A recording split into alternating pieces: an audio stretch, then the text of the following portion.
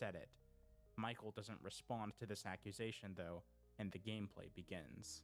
The living room TV turns into a camera system that monitors Freddy and Foxy, and there's a button that can be used to pause one of their movements so that they don't show up at the same time. The reason why this is important is because you have to hide behind the door that they'll open to see if you're there, which is impossible to do if they both show up. The center doors are where Bonnie comes from.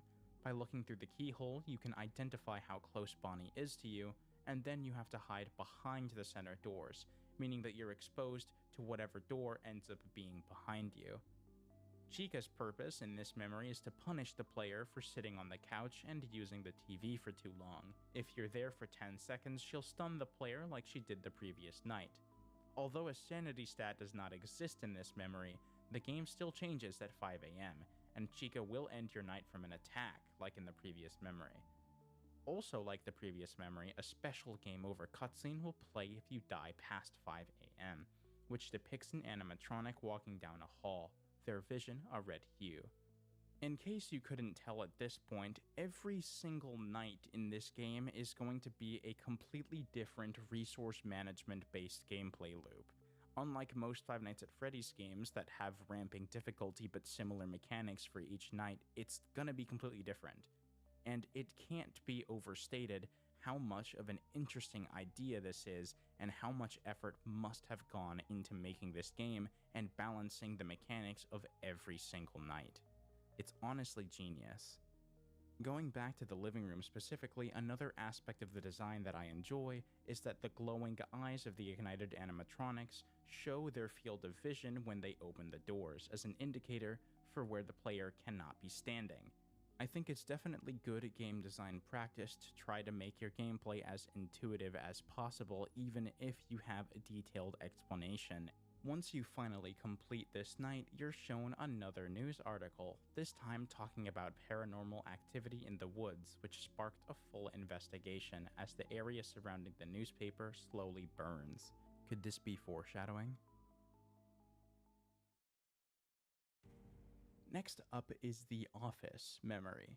It opens with a cutscene of Nick talking about how he thought what happened to him when he was a kid was just a bad dream, which is the gameplay from the first memory he's referring to. Even though he was scared, he was silent the whole time. Then it cuts to Scott's perspective, hearing a scream from Nick's room. When Scott actually checks on the room, though, it's been replaced with an empty void.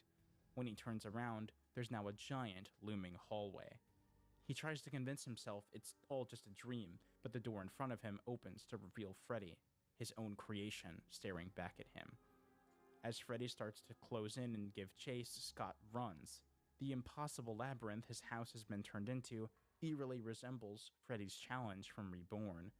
After he gets away, he stumbles across his office, which also resembles something from the Joy of Creation's past, the original demo. After picking up a note that is supposedly from his kids and his trusty flashlight, the gameplay begins, along with Scott's nightmare. This time, Michael is not the person who gives the explanation, but rather Scott himself, recording the tendencies of the animatronics as a self-reminder in case he were to, for whatever reason, forget. The sun has never risen, the clocks have never passed any time. He's stuck in an infinite purgatory of his own creations. You don't get the full explanation for the animatronics right away. Rather, more recordings defining the way they work will show up periodically at certain landmarks throughout the night, and this coincides for when the respective animatronic that's being explained will actually start to show up. Freddy sits outside one of the doorways to the office and doesn't actually make any deliberate action. The problem with him, though, is that you have to flash your light at him at least 11 times before getting to 5 AM. It's a win condition. If you fail to meet the goal, the power turns off at 6 AM and Freddy will enter through the center doors, playing an orchestral rendition of the Toreador March and eventually jump-scaring you. Foxy waits outside of an entrance, making his presence known with a knock and sometimes a growl. The only way to make him go away is by watching him on the camera. The problem with this is that he'll jump scare you if you instead check the entrance by walking up to it and physically looking at it, which is inconvenient, because of the need to search for Freddy, and also because of Chica's mechanics. Chica will slowly start to writhe into your office through a black stain in the wall, only being dissuaded if the 3 phantom cupcakes hidden in various places in and around the office are located in time. She functions similarly to Freddy from FNAF 4, with the cupcakes even making the same sounds as the frettles to alert you as to where they might be. The problem with the cupcakes, though, is that they can be outside of the office, which means you might encounter Foxy incorrectly whilst trying to look for them. Thankfully, to prevent this from being too unfair, Chica will actually stop advancing if you make direct eye contact with her, which can buy you some time. If you take too long, though, she'll free herself from the confines of the wall and run towards you, jump scaring you and ending your night rather than just stunning you like the previous 2 memories. Finally, around 3 a.m., Bonnie will start attacking. He's essentially the opposite of Foxy. He doesn't like being looked at on the cameras.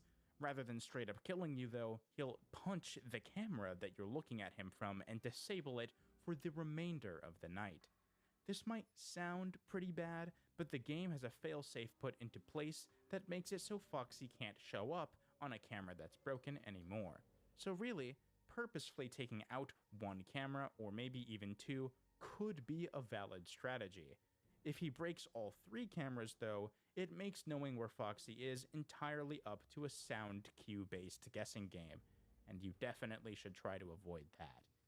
Like the previous memories, the game also gets a little disorienting at 5 a.m. Throughout this memory, it's possible to occasionally stumble across Ignited Golden Freddy, who seems to be the topic of these secret cutscenes and all of this stuff that happens at 5 a.m. in every memory. This time it shows a time loop on an analog clock, reaching 6 a.m. and infinitely repeating as the room it's in slowly deteriorates. Drawings of Five Nights at Freddy's characters appear on the wall, and the room slowly becomes engulfed in flames. There's definitely something to do with fire going on here. For the 4th memory, we follow Scott once again, who delves into the house's basement after successfully escaping the office. Like before, it starts with narration from Nick, and he says that after that night, everyone forgot about Five Nights at Freddy's, the game franchise that his dad created. When Scott gets to the basement searching for his kids who left behind the office note, he finds it empty. The computer monitor on the other side of the room shows a bunch of eyes, and Scott starts to angrily proclaim that these evil spirits haunting his family aren't the characters he created, and they're just using their appearances to terrorize them. After he asks them who they really are, they say, "Your creation," before he gets knocked out, and the player wakes up in a totally transformed basement environment. Of all the memories, this one is arguably the most complicated. The night is split into 6 phases, with each having a different goal. Rather than being pitted against the main animatronics, you're instead tasked with fighting against 4 endoskeletons known as the Fallen, as you complete your tasks. In Phase 1, the player is greeted by a large array of monitors that will display messages throughout the memory. After the player explores for a bit and attempts to leave through the stairs, they'll realize that they're trapped and must go back down the stairs, only to find a stationary endoskeleton now sitting in the middle of the room. If you approach it too closely, it will kill you instantly. In order to progress to the next phase, you must return to the bathroom and then exit again into the main basement room. The big red number near the monitors to the top left will count down every time a phase has been completed. Phase 2 begins with the monitors showcasing a number of objects that need to be recovered and thrown into the furnace. The room is now decorated with furniture and posters resembling what you'd expect to see in a party room from Freddy Fazbear's Pizza. This time around, there are 2 endoskeletons to worry about, Endo C and Endo B. Endo C is the one from the previous phase, and it belongs to Chica. She's pretty predictable, only acting immediately after an item is found, and appearing in certain parts of the room to stall the player's progress. Endo B, which belongs to Bonnie, will appear randomly, foreshadowed by hallucinations and the player becoming increasingly frantic. In order to solve this problem, the player has to go back to the bathroom to reset the process. Once all of the items are collected and burned, the player can return to the bathroom and begin the next phase. Phase 3 involves Endo B, which belongs to Freddy. The endoskeleton only moves when you're not looking at it, which is pretty terrifying since you need to be looking at certain parts of the room to find a code to progress through the level. The actual puzzles that you need to solve are relatively straightforward, which was probably an intentional design choice to balance the stress of dealing with what's essentially a weeping angel. Once you grab the key from the stairs and return to the bathroom, you can move on to what's probably the weirdest of all the phases. Phase 4 consists of nothing but a long hallway, and all you really have to do is walk forward and get to the door on the other side. It's probably the easiest of all the phases, but also the most stressful. The threat here is Endo F, which belongs to Foxy. Once you get about halfway down the hall, a hallucination will flash the words on screen, "Keep going," and "Don't look back." Regardless of whether or not you look back right away, as you approach the exit you'll hear footsteps rapidly approaching. If you look back too early though, this will happen instead. Phase 5 is like Phase 3 on steroids. There's 2 endos that will move when you're not looking, and eventually 2 more that are standing in place as roadblocks. Once you finally make it up the stairs and use the key obtained in Phase 3, you finally unlock the door to the rest of the house. But that door disappears. Making your way back down the stairs, everything in the room has vanished. If you die in this phase, text displays that says, "Open the way, Michael," which confirms that you're not playing as Scott, but rather Michael, the man who was let into their house. Michael previously said that he was responsible for what happened when he was talking to Val, and it seems like he meant it quite literally. What are Michael's intentions, really? Finally, we end with Phase 6. The room is back to the way it was before. There's no wall of monitors, no new rooms, no enemies, no threats. The computer displays behind the scenes pictures from the actual Scott Cawthon. From there, you make your way back up the stairs, and the basement memory ends. The newspaper clipping displayed describes accounts of strange doppelganger apparitions, known as evil twins. At long last, we've arrived at the 5th and final memory. The attic contains a culmination of gameplay elements introduced throughout the games thus far, including things you'd expect from a more generic Five Nights at Freddy's style gameplay loop. Per usual, it opens with a cutscene. This takes place after Michael knocks Scott out in the basement and he restrains him in the attic. Scott asks Michael why he's done this to his family. They're good people and didn't do anything wrong. Michael just says that it's the way that it has to be.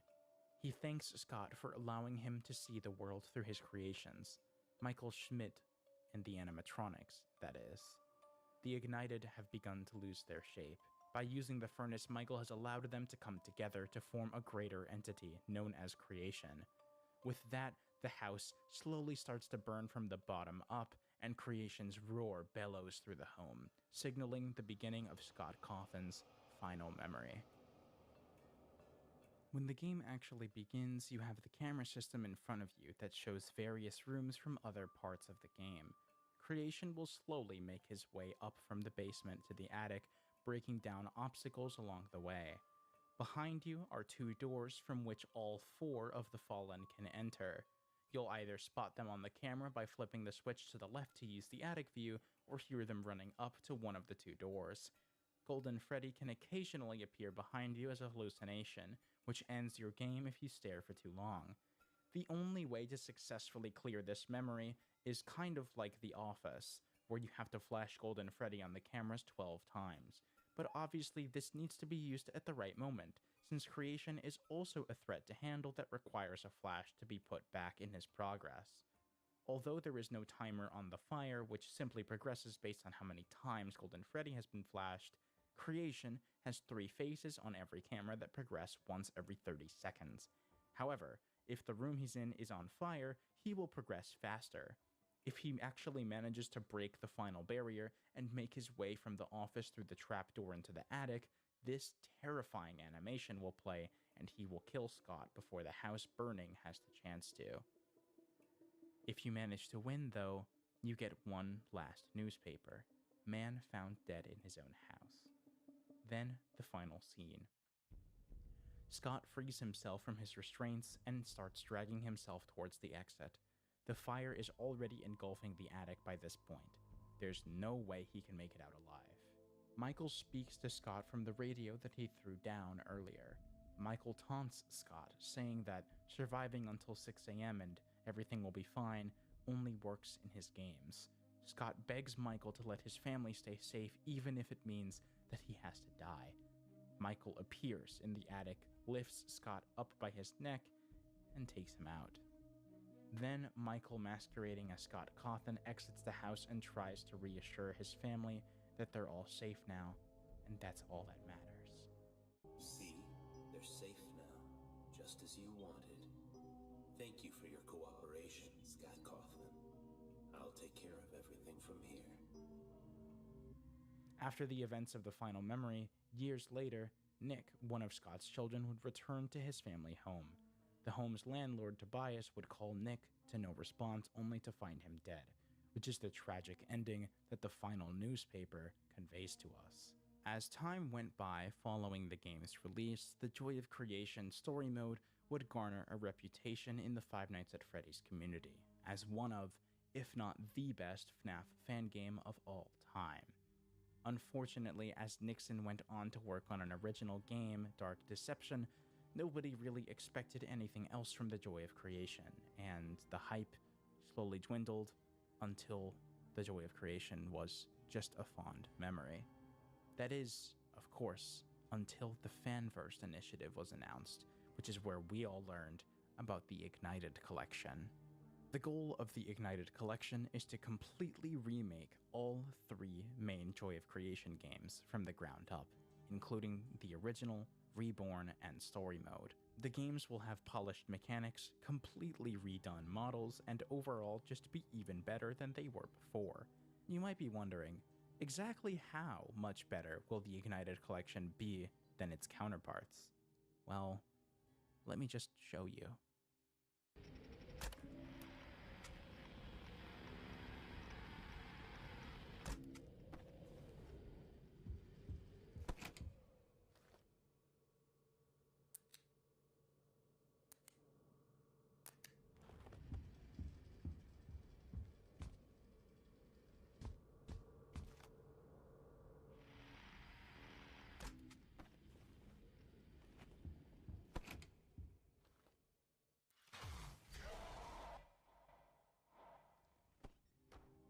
If you compare what we just saw to the original Office Memory gameplay, the difference is truly night and day. Even though it already looked good, at this point Ignited Collection could pass as a AAA game, and it'll be treated as such too.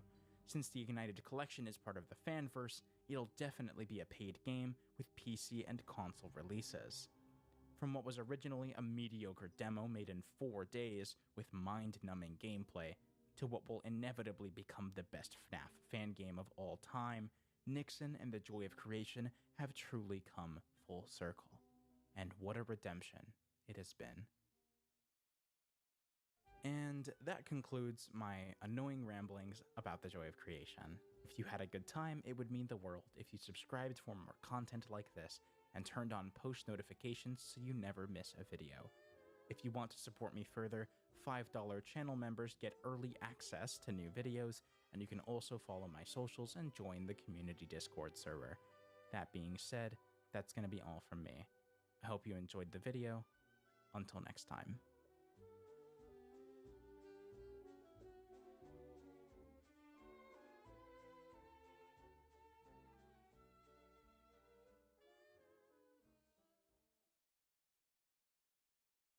Lethal Company is horrifying, but it's also kind of hilarious. Oh my god! Run! Run!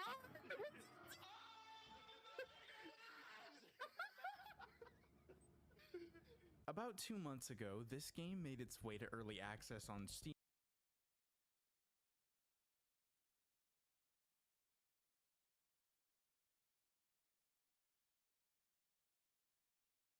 In the beginning, there was nothing, until God created the heavens and the earth.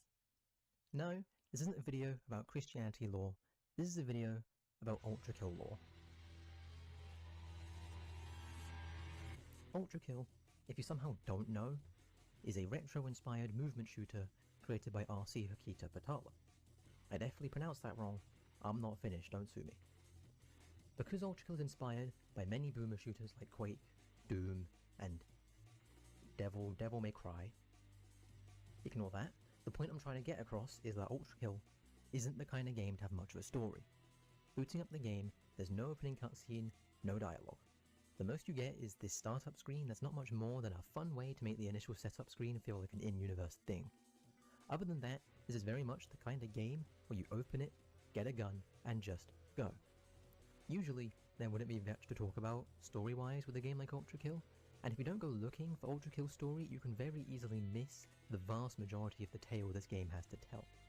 Ultra Kill tells its story through having surprisingly rich lore told to the player through environmental storytelling, flavor text, and books scattered throughout the game. Usually, it's up to the player to put the pieces of this game's puzzle together, but I know that many people aren't willing to do that.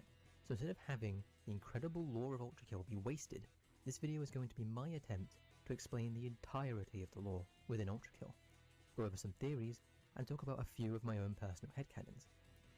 Ultra Kill is also, at time of writing, in early access. Currently, the final 2 layers of the game and the final Prime Sanctum haven't been released, so this story is yet to be completed. But with that being said, I will explain everything we know as of June 2024. Spoilers. Duh.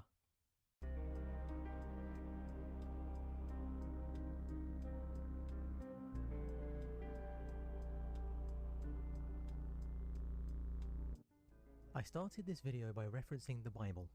It's a niche book, you might not have heard of it. Ultra Kill's story starts at the start of the book of Genesis, with God creating the heavens and the earth. The heavens were made as a utopia for angels to exist within God's light. God's light is an incredibly important plot point in Ultra Kill, and yet, for such an important plot point, we know almost nothing about what God's light actually is. We know it somehow keeps archangels alive, as when Gabriel is severed from the light, he only has a day to live. But we know nothing about what it is, how it works, and who can actually control it. Obviously, God can control it, but it's shown within the ending of Act 1 that powerful angels can control it as well. But I'm getting ahead of myself. Let's take it back to Ultra Kill's story of creation. We don't know exactly when God creates mankind, but we do know that he quickly grows angry with the self-destructive nature of humanity. God decided to give mankind free will with the hopes that humanity would choose the path of good and choose to assist one another for the betterment of all. You and I are both humans, so I don't think I need to explain why God describes mankind as a failure and free will as a flaw. The testaments found at the end of the secret levels give us almost all of the insight we have into God's feelings towards humanity. God decides to leave humanity to their own devices and start anew with another world, another race of beings better than humanity, a race that lacked free will and followed God's law. Failure after failure after failure after failure after failure after failure after failure, the results refuse to alter. Uncountable cycles of creation wasted, uncountable formulas for a mind without free will wasted. These testaments tell us very clearly that God stuck to his word. He created countless worlds with countless different races that lacked free will, and all of them fail. After failing to create a perfect world that lacked free will, God begins to lose faith in such a task even being possible. So in a fit of rage over humanity's continued survival, the survival of the one race left for dead, God created hell. And in an incredibly important revelation, he can't unmake it. God in Ultra Kill is not omnipotent. He is not all-powerful. He is flawed, just like how humanity is flawed. Countless failures to create a perfect race threw God into a fit of rage where he damned man to an eternity of suffering for what is ultimately God's failure. The idea of a god that isn't all-powerful completely contradicts the typical ideas of many of the major world religions and sets Ultrakill's god aside as a unique character rather than a stand-in for the typical notions of god we think of. This idea of a flawed god continues on and only grows stronger as the testaments progress. When asked why he would create such a thing as horrible as hell, God has no answer. No matter how evil humanity may be, eternal damnation has no justification even in God's eyes. The guilt of what he has done to humanity, the regret of not being able to undo what has already been done, eats away at God. God weeps over what he has done. He falls into despair. He loses all hope. He looks for a way out of the world he created, but in his eyes, he has only caused pain and misery for everything he has touched. Unfortunately, the terminals end there for now. The final terminal is not yet released, but we do know one more thing about Ultrakill's god. God is dead. Or at least, he is no longer present in this world. The Father's presence one day vanished from heaven, never to be felt again. The death of God causes panic to spread amongst heaven. A power vacuum to be filled once more, to replace the role God filled. But the replacement that answered the call wasn't one to be celebrated.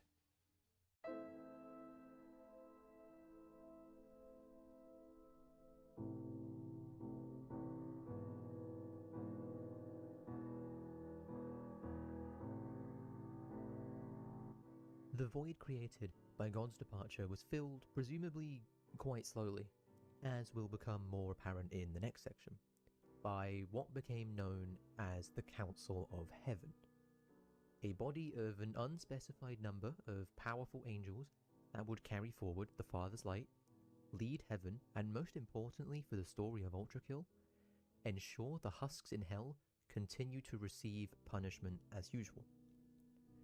We don't know much about the angels of the council, but we do know that they command a huge amount of authority and respect among heaven, as shown by how subservient Gabriel is to the council. As far as we know, Gabriel is by far the strongest angel across all of heaven, and yet even he kneels before the council. I believe this is because the council somehow is in control of the Father's light. We still don't know what the Father's light actually is. We don't know how the council gained control over the Father's light, but we know that control over it essentially gives the council unlimited power over the citizens of heaven, and if angels don't follow the orders of the council, they will not hesitate to carry out executions in the form of severing the Father's light. I believe this is how the council maintains their grip on power, despite the lack of God's presence. The council ensure that those banished to eternal punishment in hell receive that punishment, and they send down Gabriel as their pawn to put down any perceived insurrection.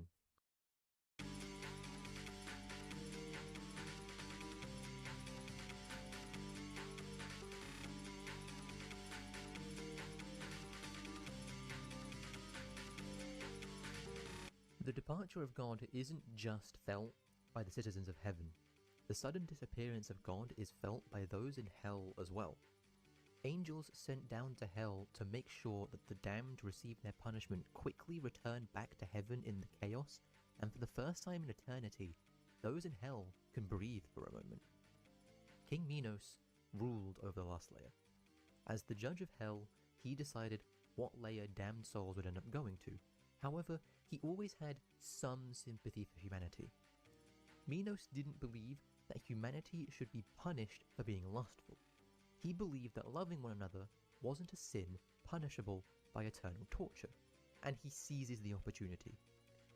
Minos rebuilds the lust layer into a paradise within hell and builds a grand city within the layer for the husks, now citizens of lust to live in. This is why I think the formation of the council took a long time.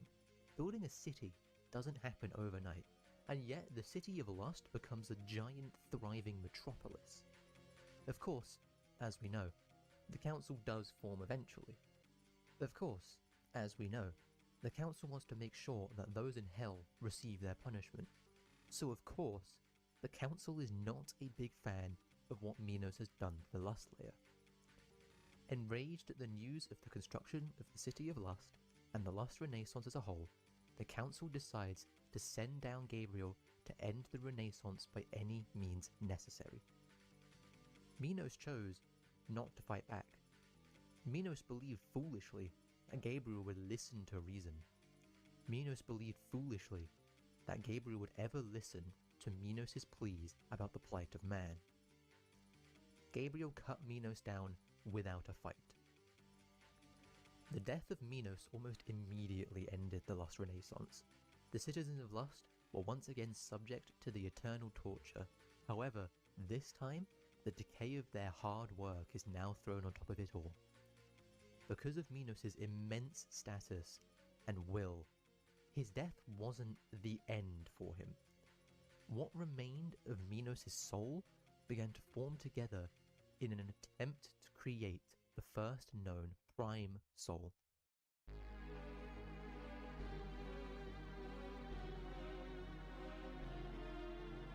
When a person has enough will, power, and status, their soul becomes powerful enough to exist without the need for a husk. This incarnation of a soul is immensely powerful. Powerful enough to strike fear into the council itself. The size of the husk formed from a corpse of a person is directly proportional to their will and strength. In other words, if someone is strong enough to become a prime soul, their husk will grow to immense sizes. The council decides to kill two birds with one stone here. They rush to imprison the soul of Minos before he can form into a prime soul, so he remains harmless within the flesh prison for eternity. But they make sure to imprison Minos within his own husk. His husk that becomes infected and controlled with parasites. His husk that begins to destroy the city he worked so hard to create. The terminal entry for Minos Prime confirms that Minos is fully aware of what his husk is doing to his creation. Minos is helpless within the flesh prison and has no choice but to watch his hard work get torn to shreds by his own body. With the Judge of Hell dead, the council decides to make Gabriel the new Judge of Hell. With his newfound status, Gabriel would continue performing the council's will and shutting down any other attempts at making life better for those in hell, whether they do it through peaceful means like Minos, or whether they decide to take a different approach.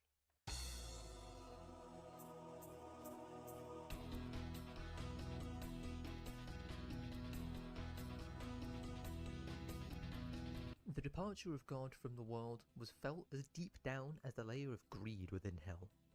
Greed was another kingdom within hell, ruled over by King Sisyphus. Sisyphus was not a righteous person like Minos was. Sisyphus didn't care for the misery and the suffering of his people in greed. Sisyphus didn't really care about his own punishment. He found great enjoyment within the struggle, and with the departure of God, he saw an opportunity to fulfill his own selfish desires. The greed insurrection is portrayed as just that, an insurrection. An army of husks from greed, led by Sisyphus on a mission to take down heaven and the tyrannical council that rules it. But I think that there is a much simpler motive at play here, a much more selfish motive. I think Sisyphus spotted an opportunity to have some fun in causing a war. Sisyphus knew from the start that he was not powerful enough to take down heaven, and he certainly knew that his army was almost useless against the power of Gabriel and the angels. But Sisyphus didn't care. He was bored of his eternal punishment, and he had grown to enjoy the futile struggle of it all. So when he saw the opportunity to do something new, to start a big fight, and to start a fight he knew he couldn't win, he took it. The insurrection swiftly caught the attention of the new Judge of Hell. Gabriel quickly went down to Greed to stop the war before it even began. Gabriel knew that taking down Sisyphus would cause the army to disband. Gabriel decapitated Sisyphus with ease, and the army disbanded almost immediately without their leader. Just like Minos, Sisyphus began forming into a prime soul upon his death. But something was different about Sisyphus. Minos formed into a prime soul because he dared to defy heaven and attempted to end the suffering of the people of lust. Sisyphus didn't just defy heaven, he actively sought to destroy it. The sheer amount of spite within Sisyphus meant that he began forming into a prime soul significantly faster than Minos. He was significantly stronger than Minos, and he posed a massive threat to heaven. King Sisyphus had the will, but not the power to destroy heaven. Sisyphus Prime has no such limitation. His soul was not imprisoned within his corpse like Minos was. He was placed in the flesh panopticon 2 layers down in heresy to make sure he is as far away as possible. The power of Sisyphus' soul meant that the angels were rushed to imprison Sisyphus. By the time they finally managed to place him within the panopticon, he had already begun to form into a prime soul, which is why he breaks out of the panopticon himself as soon as it gets slightly weakened. His corpse was strung up deep inside the pyramid he once used as a throne room. The location of his decapitated head is a mystery to this day.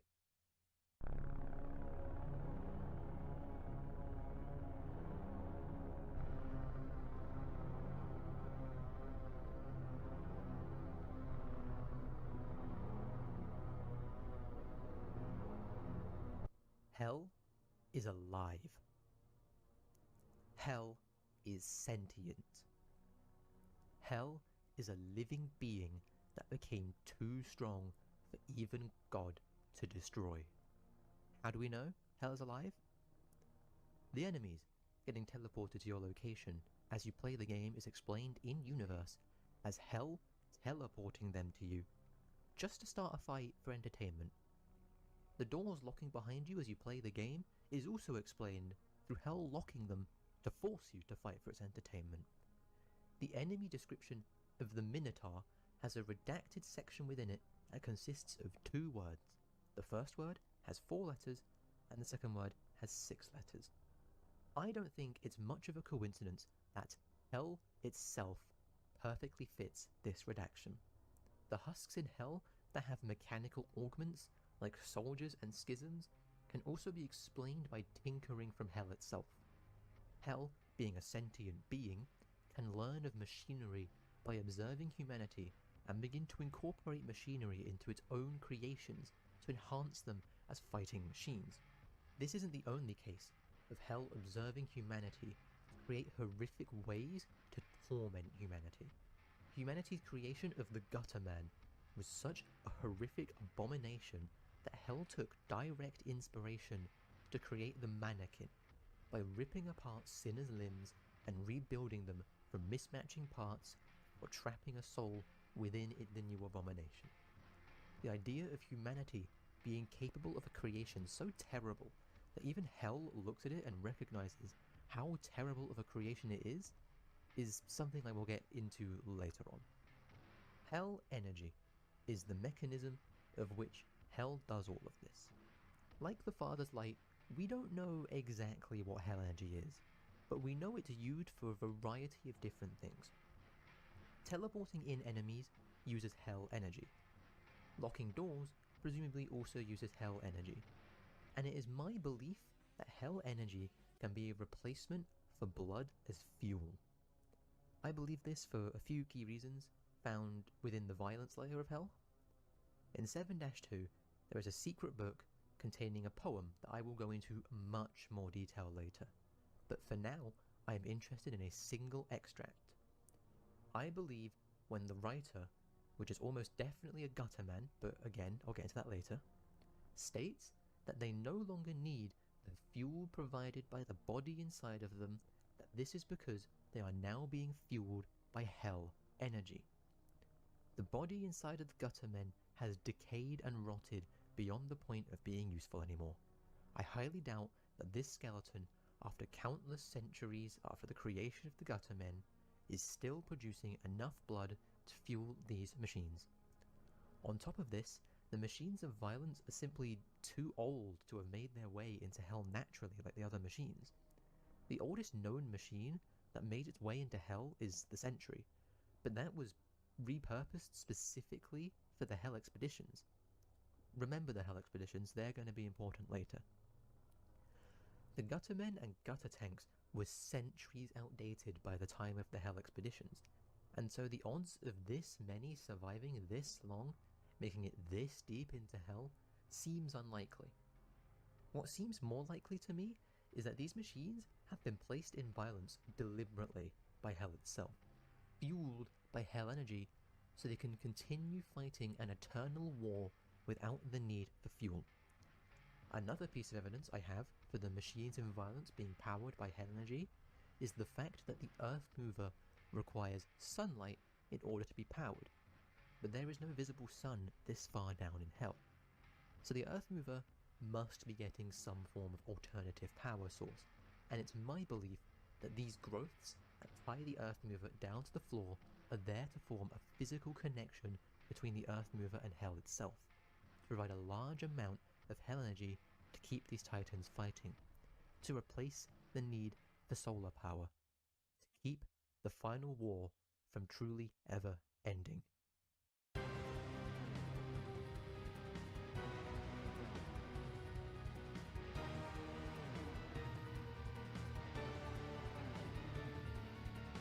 The Final War is one of the most important and expanded upon events within the Ultrakill timeline. A whole layer of the game is practically dedicated to the Final War. This conflict lasted about 200 years and saw the first instance of blood-powered machines not just in the history of war, but in the history of mankind.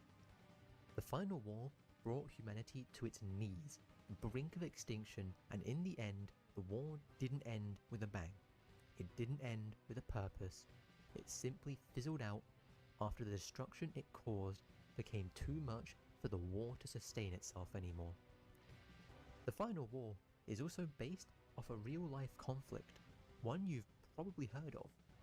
The Final War is actually Ultrakill's version of World War I.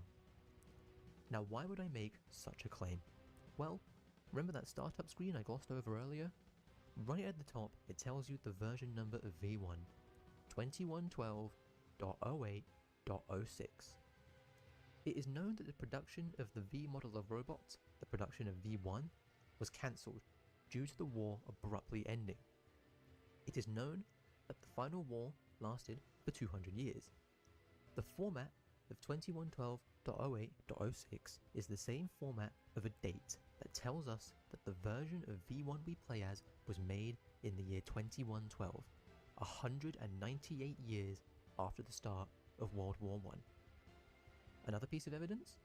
The Gutterman's terminal entry tells us that the Gutterman was used in the first era of the Final War, soon after it began, an era of trench warfare.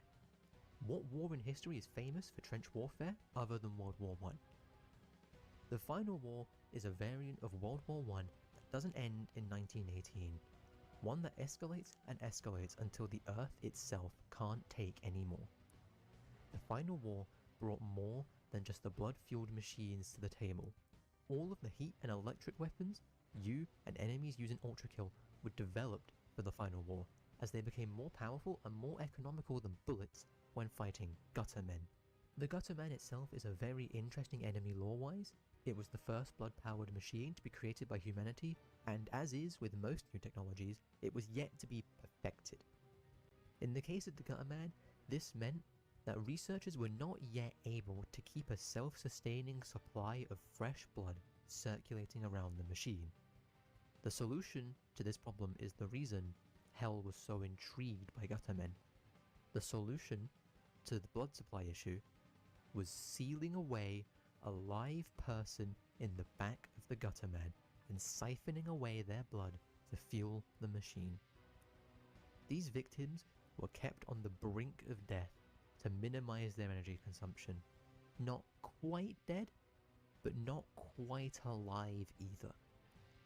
Those locked away in the Guttermen claimed to be willing volunteers, heroes even, but in all likelihood, it would have been prisoners of war forcefully put inside these monstrosities and sent off to decimate their former colleagues. We don't know whether those inside the Guttermen were aware of what was going on outside of their coffins, but we do have evidence to suggest that Guttermen themselves became self-aware due to their blood supply. The terminal entry in P-2 suggests that the terminals gained their sentience due to the fact that they were powered by blood. It's not a stretch then to say that all blood-fueled machines gain sentience at some point. The secret book in 7-2 gives further evidence to Guttermen being sentient. The book doesn't have a specified author, but from the perspective it's written, it can be inferred that it is likely a Gutterman itself that wrote the poem. The poem is addressed to Mother of Me, and makes reference to pained breaths reverberating within an iron tomb. We know that those trapped inside the iron coffins in the Guttermen were still technically alive and would have continued breathing inside the Guttermen, but likely with great difficulty. The blood of your breast that nourished and warmed me only serves as further evidence to suggest that the author of this poem is a Gutterman. A Gutterman that has gained self-awareness and is fully aware that its own existence is fueled by the torture of its mother within its iron womb. The revelation of the Guttermen being sentient gives much more evidence to the assumption that all blood-fueled machines are sentient, that all blood-powered machines can think and feel.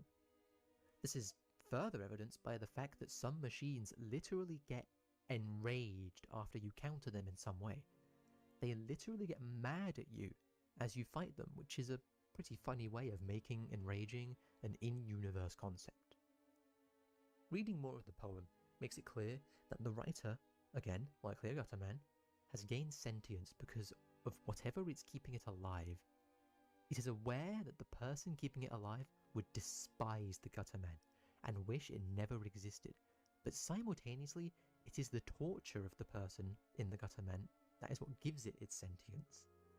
The Gutterman seems to feel sorry for the person that gave it life, and so when the time comes that the Gutterman no longer needs the tortured soul to keep it alive, it tries to make things right by crushing the skull of the person inside the coffin, ending their suffering once and for all.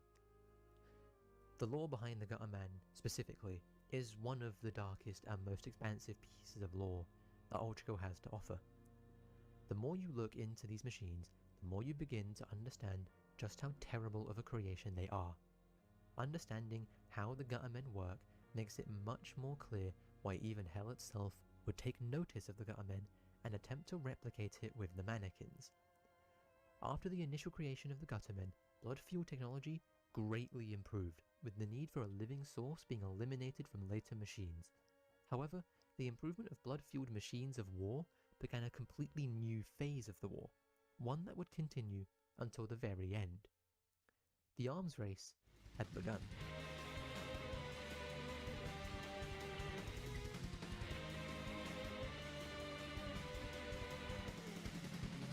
Guttermen were incredibly powerful weapons of war, being airdropped into enemy trenches and clearing out entire trenches on their own, so the enemy responded with new and improved machine design to counter the Gutterman, which was creatively named the Gutter Tank. Quickly going backwards a bit, the Gutterman is most likely a Russian creation as it has Cyrillic characters on its body, and the Gutter Tank has German letters on its body. Russia and Germany were enemies in World War I, so this just gives further evidence for the final war being World War I. Going back to the Gutter Tank now, the Gutter Tank kicked off the arms race portion of the final war. By designing a machine to counter the Gutterman, the need for a machine that countered the Gutter Tank was suddenly needed. Then, a machine to counter that machine, and so on and so forth. We don't know much about what machines were made when, or even how many machines were created during the war, with us only getting small insights such as the Sentry being a product of the war. But we do know that this arms race culminated in the creation of the Earth Movers. The 1000 THR Earth Mover, also known as the Earth Mover, also known as Benjamin, no I will not elaborate, is the pinnacle of the arms race. Developed at the end of the Final War, these towering behemoths were capable of flattening entire cities in one go.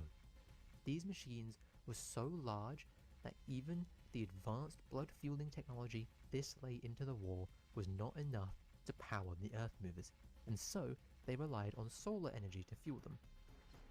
This is an important detail because the sheer chaos and destruction the Earth Movers brought upon this world caused a climate catastrophe due to how much pollution was put into the atmosphere from all of the destruction. All this pollution blocked out the sun across the Earth and led to the beginning of the Long Night. The sun was completely blotted out during the Long Night, and the surface of the Earth had sustained so much damage that it became uninhabitable for humanity. So humanity was forced to move onto the backs of the very machines that were destroying the planet. The Earth Movers came equipped with a huge energy shield to protect them from other Earth Movers. This, ironically, made the back of an Earth Mover the safest place for humanity to go in order to survive extinction. Because an Earth Mover was designed to completely counter other Earth Movers with its shield, the final frontier of the Final War was also fought on the back of these titanic beings. While the Earth Movers were locked in a never-ending stalemate with each other, smaller machines used the bodies of the Earth Movers as the new front lines. This is where the V model of robots came into play. V1 was designed as the machine to counter the Earth Mover. It's small, fast, incredibly efficient, and most importantly, it can refuel by absorbing blood through a new experimental type of plating. I say that V1 was designed with a specific task of countering Earth Movers because of our encounter with one in 7-4.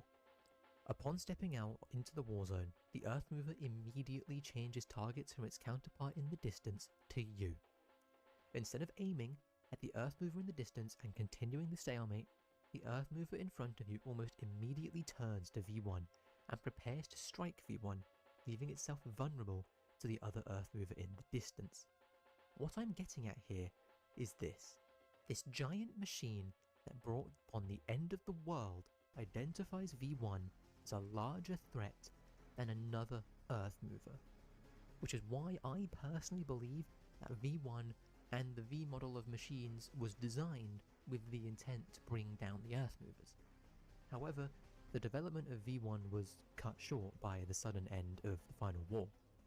The Long Night is what ultimately caused the end of the Final War, with the Earth Movers being reliant on solar power to stay running. They all slowly died one by one. With the war being completely reliant on these giant machines, humanity didn't know where to go from that point. So the Final War ended not with a bang, but with it slowly fizzling out and extinguishing itself. There's a short book that can be found on the back of the Earth Movers We Fight in game. There's only one page of writing, and the text is in all red, spaced, capital letters, leading many players to assume that this book is written by hell itself. War no longer needed its ultimate practitioner. It had become a self-sustaining system. This line reveals how, by the age of the Earth Movers, the war no longer needed humanity to continue. Instead, the war had become nothing more than machines fighting other machines with little to no regard for the will of humanity. Man was crushed under the wheels of a machine created to create the machine created to crush the machine. Taking this phrase literally, we can infer that mankind was not in control of the war past a certain point. It became more efficient to design a machine to design machines for the war. Ultimately, the machine designing machines would get caught in a runaway cycle of endlessly designing more and more powerful machines to keep countering the machines designed by the machines. Humanity lost control of the war at some point, which truly makes the Final War a war without reason.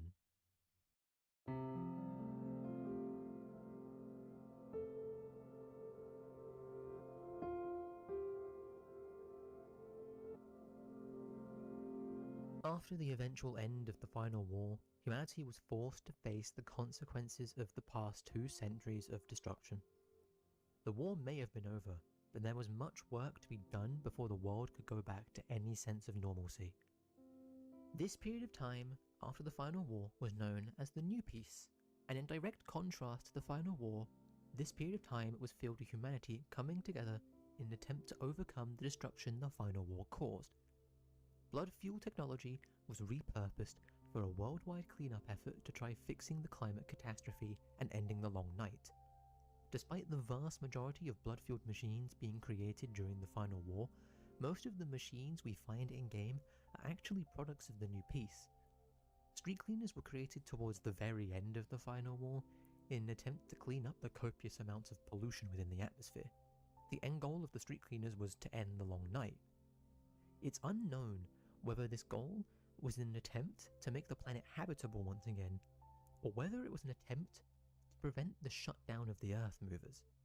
But we do know that street cleaners were eventually successful in their task, and made obsolete sometime during the New Peace. Long-ish side tangent here, street cleaners are actually very interesting in the fact that they have the ability to vocalize to some extent. Vocalization for a machine is a strange phenomenon that appears to once have been experienced by all machines, but has since been discarded by many machines in order to save on resources. It is unknown what led to machines being able to vocalize.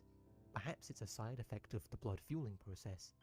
Perhaps it was simply programmed into the machines to assist them in wartime communication.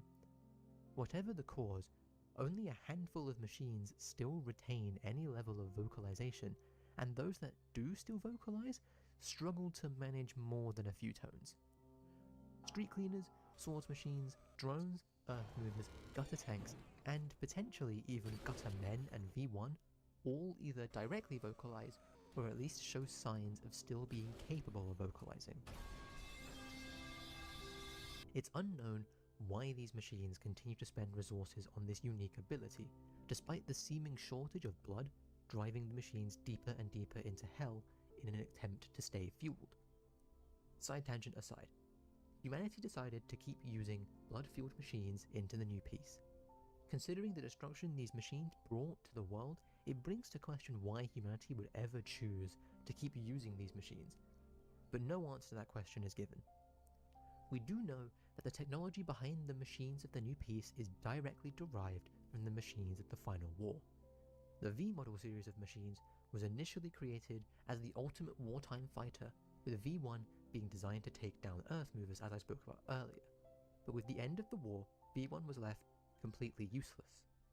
Not wanting to lose their investment, the creators of V1 decided to repurpose the V model to fit this new peacekeeping role with the creation of V2.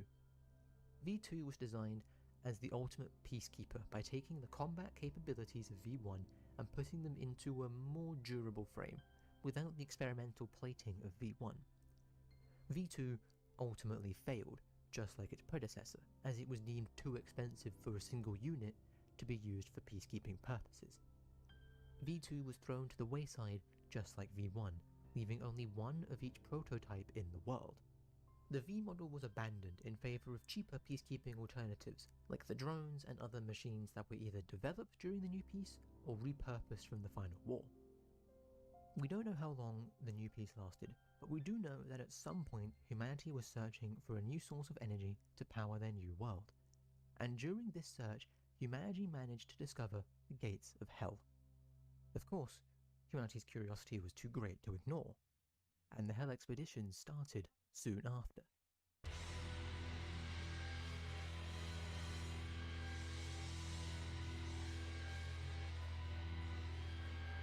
After the initial discovery of Hell, humanity set out to explore this new world as soon as possible. To achieve this, humanity started repurposing old machines to scout out Hell without risking human life. Street cleaners, drones, and even the old sentries were repurposed as scouts to lead the initial explorations into Hell. To accommodate this massive exploration project, a large facility was built outside the gates of Hell, which is later known as the Prelude of the game. While we have no concrete confirmation that the Prelude takes place on Earth, it can be assumed that V1 doesn't enter Hell proper and until it opens the gates of hell, which means that it's likely the prelude actually takes place on Earth in some capacity. After the machines had made their way deep into the depths of hell, humanity felt it was safe to start sending manned expeditions into hell to explore it in more detail and attempt to find a source of energy for use back on Earth. But humanity was completely oblivious to hell's sentience. Slowly, the expeditions began to run into roadblocks. Doors would inexplicably lock with seemingly no reason, trapping explorers and machines deep within the layers of hell. Then, unknown creatures began teleporting in and out of rooms all over hell and within the Prelude facility. These creatures were hostile towards machines and humans alike. This, combined with the locking doors, meant that the hell expeditions became incredibly dangerous and casualties started to rise. The P2 ARG gives us probably the single best piece of insight into what happens towards the end of the hell expeditions. Hell observed humanity, learning from it. Hell observed the machines humanity sent into it, and learned from them. Spare parts and pieces of machines kept disappearing, and of course, you and I know exactly why this is. Hell was taking humanity's technology and fusing it with the souls of the damned to create half-machine, half-heart abominations like schisms and soldiers. The random teleportations and the locking of doors wasn't some sort of defense, it wasn't even an attack, it was for entertainment. With this new revelation, calls begun to ring out to end the Hell expeditions before it was too late, before Hell gained too much information about humanity. But it was already too late. We don't know what happens next. All we know is, shortly after, humanity went extinct. There are several theories as to what caused the extinction of humanity. Some believe that there was some form of machine insurrection due to a lack of blood caused by the new peace. Some think that perhaps Hell itself took over the machines and either convinced them or directly controlled them to exterminate humanity. Others think that Hell itself directly caused the extinction of humanity in some way, with it using the path created by the Hell expeditions to access the surface. There isn't any concrete evidence for anything regarding the extinction of man at time of writing. All we know is, for sure, that the Hell expeditions sealed the fate of man and led to the mass migration of what remained of the machines into Hell. With no life left on the surface, there was no blood left for fuel, so if the machines wanted to survive, they had no choice but to enter Hell.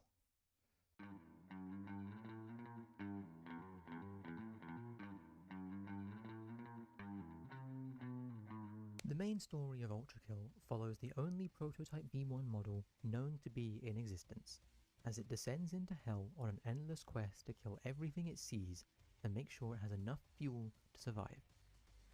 V1 is shown to be much more capable at combat than every other machine, due in large part thanks to its experimental plating that allows it to refuel and repair itself on the go. V1 is in fact so good at making its way through the layers of Hell that it catches the attention of Gabriel himself. Gabriel confronts V1 in the Gluttony layer of Hell, where he commands V1 to cease its descent into Hell and return to the surface. Machine, turn back now. The layers of this palace are not for your kind. Turn back, or you will be crossing the will of God. Of course, V1 ignores this command, and so Gabriel confronts V1 directly, planning to dispatch of the machine the same way he dispatched of Minos and Sisyphus before. Your choice is made.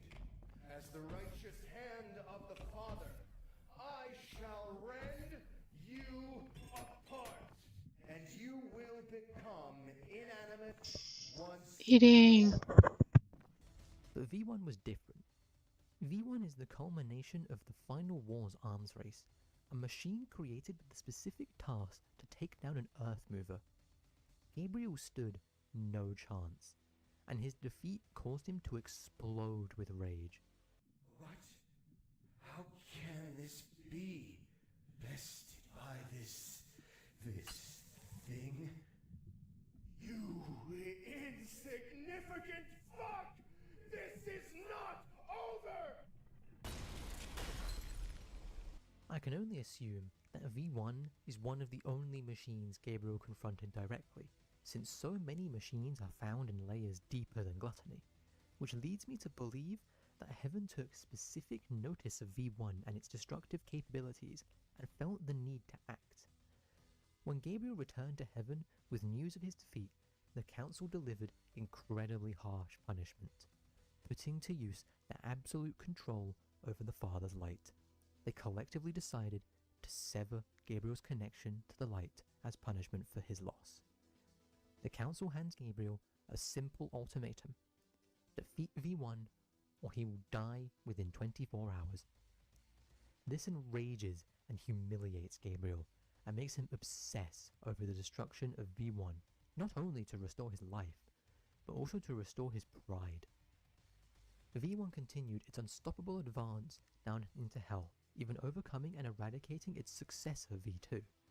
V2, as I mentioned earlier, was supposedly an upgraded version of V1 with a more durable design to better fit the new piece, but its peacetime design proved to be no match for its wartime predecessor. V1 was designed for the war, within the war, to end the war, and its triumph over V2 solidified V1 as potentially the single strongest machine within Hell. Gabriel decided to wait down in the heresy layer of Hell. Yeah, to so once again the challenge other one V1 I accidentally and backed out of attempt it, his journey so through Hell. it got deleted. Gabriel's monologue, So now I'm working or on his this. encounter in 6-2, reveals that the rampage of the machines through Hell is causing individual layers of Hell to go extinct. Why is that moving? Limbo, lust, all gone, Oh, there we go. with gluttony soon to follow. Your kinds know nothing but hunger, purged all life on the upper layers, and yet they remain unsatiated. As to you, you've taken everything from me, machine, and now all that remains is perfect hatred. By the time V1 reaches Gabriel and Heresy, both Limbo and Lust are completely void of all life, with gluttony on the brink of extinction. Hell was not designed for machines of war. Hell was initially strong enough to keep the machines under control and even use them for entertainment, but I wonder whether at this point in the story, even Hell has lost control of the situation unfolding within it. After V1 and Gabriel's second encounter ends with Gabriel being defeated for the second time, Gabriel is forced to come to terms with the fact that he might not be able to defeat the creation of man. Forced to come to terms with the fact that he may die. Gabriel sits there by the fire, deciding on what he's going to do next. Gabriel decided to take his death into his own hands and send a message to heaven.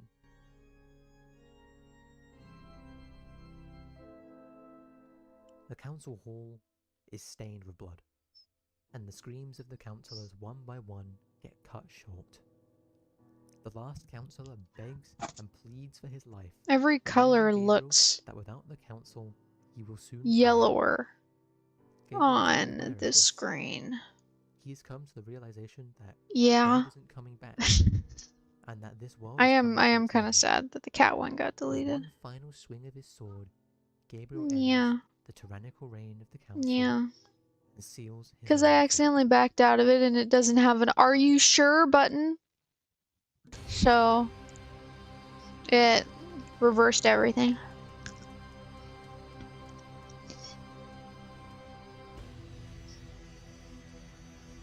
I like a lot of hair contrast. Gotta get all that hair contrast.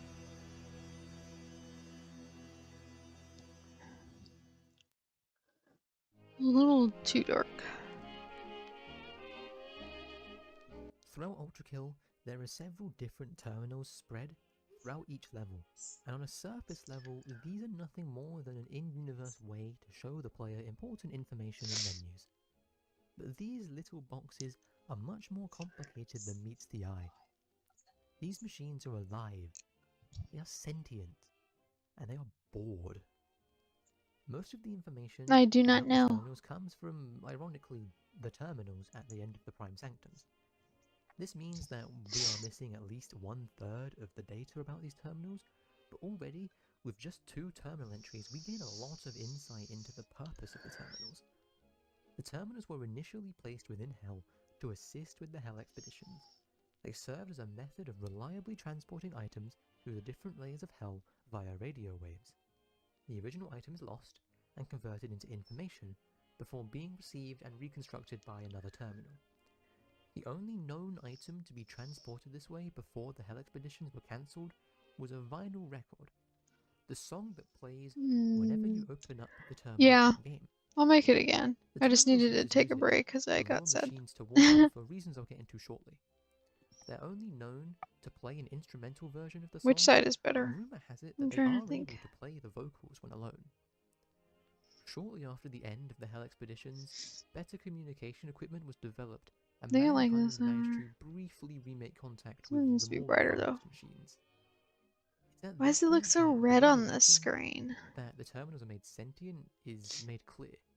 The terminals are bored sitting in Hell, and so they seek entertainment. The terminals lure machines using their music in order to trade with them. The machines, in return, record their adventures throughout Hell and their fight for survival. The terminals will then watch the recordings for entertainment and grade the recordings on how entertaining they are. This is potentially the style meter that appears in-game. The terminals developed a crude social hierarchy based around how good the recordings they collected are. The terminals managed to gather enough battle data to create an infinite battle simulation for machines to freely record infinite amounts of fighting without fear of death. The terminals gathered this much data before the extinction of humanity, so who knows how much data they've gathered by now. All of this data began to make humanity aware of the sentient machines they accidentally created with blood-fueled technology. But for now, we don't know what they did with this information. We'll have to wait for P-3 to get the conclusion to this part of Ultrakill's story.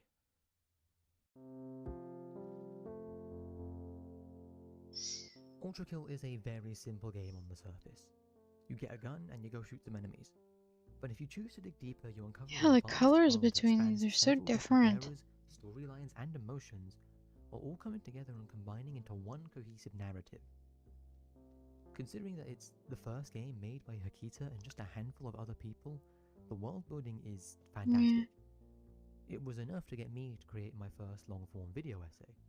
The first video I can actually feel proud of making and put actual effort into. Of course, by the product of this being my first venture into this kind of content, it's gonna be rough around the edges. I may have gotten some things wrong. My writing may not be the best, but I tried my best to get my facts in order.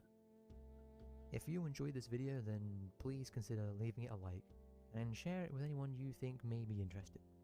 This kind of content isn't what I usually make, and as a result, this video is probably gonna Thank get you. buried by the algorithm, so your support would be greatly appreciated. And thank you for listening for this long.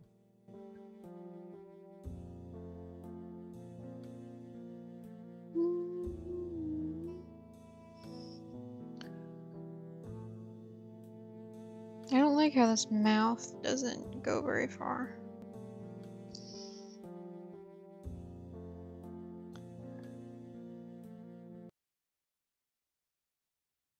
By now, I'm sure many of you have played or at least heard of Lethal Company. It's a game mostly known for its casual fun, but also manages to balance that with horrifying moments. And it's been one of my new favorite games for a couple of months now. But hidden under the surface, if you take a second to analyze the environment, the enemies, the secret logs, and the information given to you on your computer terminal, you realize that this world is a mere remnant of what once was, and your crew seems to be all that's left. A few months back, I made a video covering the lore that we discovered through the logs Sigar left behind, which could be accessed via the ship's computer terminal after collection. These logs were more specifically pertaining to his personal experiences regarding the company and actually working for them, but his logs weren't the only thing that were left behind for you to find. The bestiary entries and the history of every moon is also available from your terminal, and I had previously ignored these other things because I didn't think they were significant, but I realize now that was a mistake.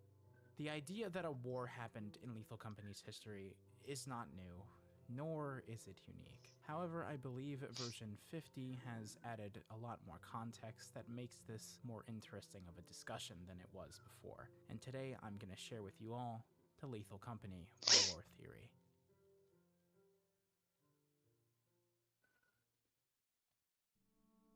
Just in case some of you are out of the loop and haven't seen my previous video, I will go ahead and summarize Sigurd's story that we learned through his logs. His original log can be found by reading the sticky note found inside of your ship. He says that his brother Desmond set up a log system on the computer terminal and that he's writing them to keep himself sane. Apparently, the turnover rate at the company is massive and the logs are meant to be kept as a historical record. This is dated August 22nd, 1968. As the logs continue, we learn about Sigurd's encounters with the company building, how he could hear screams over the walkie-talkie, which seemed to come from beyond the massive wall, holding back some kind of great entity. The voices in the wall told of a beast who swallowed a golden planet, which was previously thought to just be a fairy tale. Apparently, it was real. Later on, he goes on to realize how shady the company is, how some fake-sounding voice over the phone talked to everyone during their orientation. Sigurd's brother Desmond traces the call from the company back, only to realize the call is coming from across the entire solar system. Sigurd even has a dream of the monster breaking free from the wall. They'd slowly forgotten how they even got there in the first place.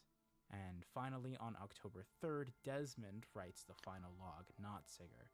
He encrypts the logs to keep them hidden for future crewmates, and it's then that they begin to realize they're just expendable workers hired to keep a giant monster tame by feeding it scrap metal. From here on, there are no more logs left behind from this crew. We can assume that they either all died or were simply unable to meet their ever-increasing quota. But obviously, this is not the whole story. If we want all of the context, we're also going to need to check out the bestiary and the moon information entries. I'm not going to cover each and every one of them because doing so would be a waste of time, especially since most of the information is simply meant to help you play the game more effectively. Instead, I want to focus on the bits and pieces I feel are actually relevant. So first off, we learned from the bunker spiders bestiary entry that these spiders evolved within a measly few centuries to prey on large mammals after, quote, I don't want to the boat hear this made its again. trip around the Thistle Nebula. Keep playing the It then same tells us damn to thing refer back to over an again. article or study titled Speculation on Increased Speciation Around the Fading Nebulae. We also learn of a kill-on-site order for the bunker spiders, which was approved by an organization named the ITDA back in 1965, and that detail will be very important to remember for later. I believe the boat was likely a spacefaring vessel that was responsible for carrying smaller creatures. Jeez, that's what a signed out YouTube account looks like. Terraria is a game that I hold very, very close to my heart. Not only do I share a birthday Not the with best. it, but it's also one of my favorite and most played games of all time. I've watched it grow and change alongside me for 13 years. But one thing about Terraria that has never changed is the presence of some strange narrative implications. I'm sure a lot of you remember asking yourselves the first time you played Terraria, what the hell is an Eye of Cthulhu? The game's most recognizable and often first boss single-handedly had millions questioning what the presence of an eldritch being like Cthulhu weird. could mean. Though I doubt most of the people who have played Terraria cared to think past that. The story simply isn't the point of the game. Well, 14 years and a laughable amount of final updates later, the game has actually managed to produce what I would designate a semi-cohesive story. Though developers have clarified that the game's I have lore no is idea what purposefully colors vague, these are. I've put together my own interpretation of the game using the clues left behind.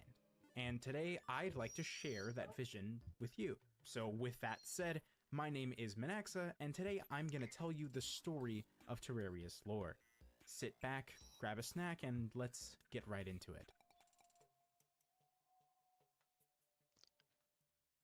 But before I can tell you about the lore of Terraria, I want to tell you about today's sponsor, Raycon. It's likely you've heard of Raycon before, and that's for a very good reason. They sent me their everyday earbuds to try out, and I have to say, as someone who previously thought earbuds just weren't for me because they wouldn't fit, I was proven dead wrong. You can use Raycons anywhere for any activity. In fact, I'd bet a lot of you are listening to this video inactively while doing something else, in which case these earbuds would be perfect for just that sort of thing. They come with active noise isolation, a 32-hour battery life, and earbud tap functions to choose different audio settings without any hassle. And despite this impressive list of premium features, they're very affordable. If you're in the market for earbuds and want the best value, you can go to buyraycon.com/Manaxa to get 20% off the best-selling everyday earbuds. Doing so at my link will help support what I do. That's buyraycon.com/Manaxa.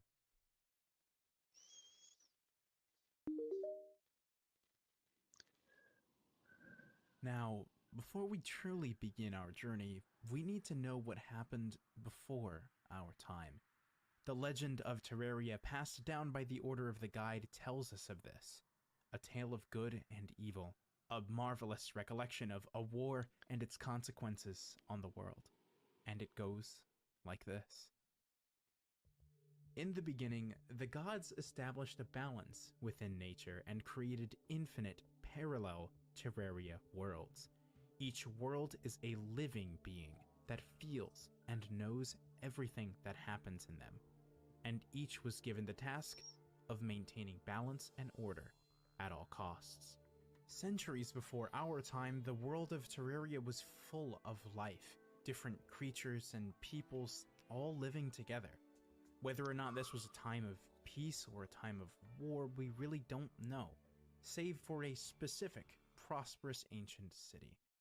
Unfortunately, these times of relative peace would come to an end with the appearance of a powerful being known as Cthulhu, craving nothing but destruction. His presence threatened not only the mentioned city, but the entirety of Terraria. This conflict would later be known as the War of Cthulhu. A powerful race known as the Dryads, who had an innate connection to the land, managed to fend him off, but they weren't powerful enough to kill him outright. Instead, they inflicted heavy damage, ripping out his eyes, spine, and parts of his skeleton and brain, forcing a retreat to the dark side of the moon. There he'd slowly regenerate his power and plot to someday return. Of all the Dryads, only one survived this war, leaving the future of the world in dire straits.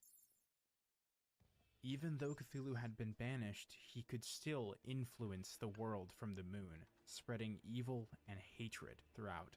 Countless horrible and unnatural creatures began to roam the realm, and many found themselves struck with a fascination, as opposed to fear, of Cthulhu. Because of this, a small group of cultists formed with the goal of assisting in his revival, led by a particularly obsessed zealot. Regarding the ancient city, the skeletal remains of Cthulhu were so powerful on their own that their mere presence manifested a curse on its entirety. The curse caused everyone in the city to go insane, living long past their due and decaying down to their bones, forever left to rot in what was now a dungeon. A benevolent old man is also affected by this curse, being forced to act as the guardian of the dungeon. Never being allowed to leave, he would transform into the giant skeletal remains of Cthulhu should anyone attempt to break in. The role was likely thrust upon him by the cult, who accommodated the city and eventually used it as a base of operations. The parts of Cthulhu's brain and spine also went on to influence the world after they were left behind, becoming the rulers of two separate forces that would aggressively I don't attempt to know. overthrow the world balance. The I have not remaining found one Terrarians yet. who avoided terrible fates, whether due to the curse or Cthulhu's wrath, went into hiding. The great civilizations that once inhabited the world faded into mere memory, and much time passed. Eventually, the cult identified a genius engineer capable of greatly expediting their cause. Against his will, they instruct the old man to kidnap this genius and bring her to the dungeon. With no other choice, she provides the cult with mechanical reconstructions of Cthulhu's body parts, either in an effort to assist Cthulhu or make a new Cthulhu entirely. If she had finished the mechanical brain, it may have spelled doom for the entire world, this time for good. And that's where we come in.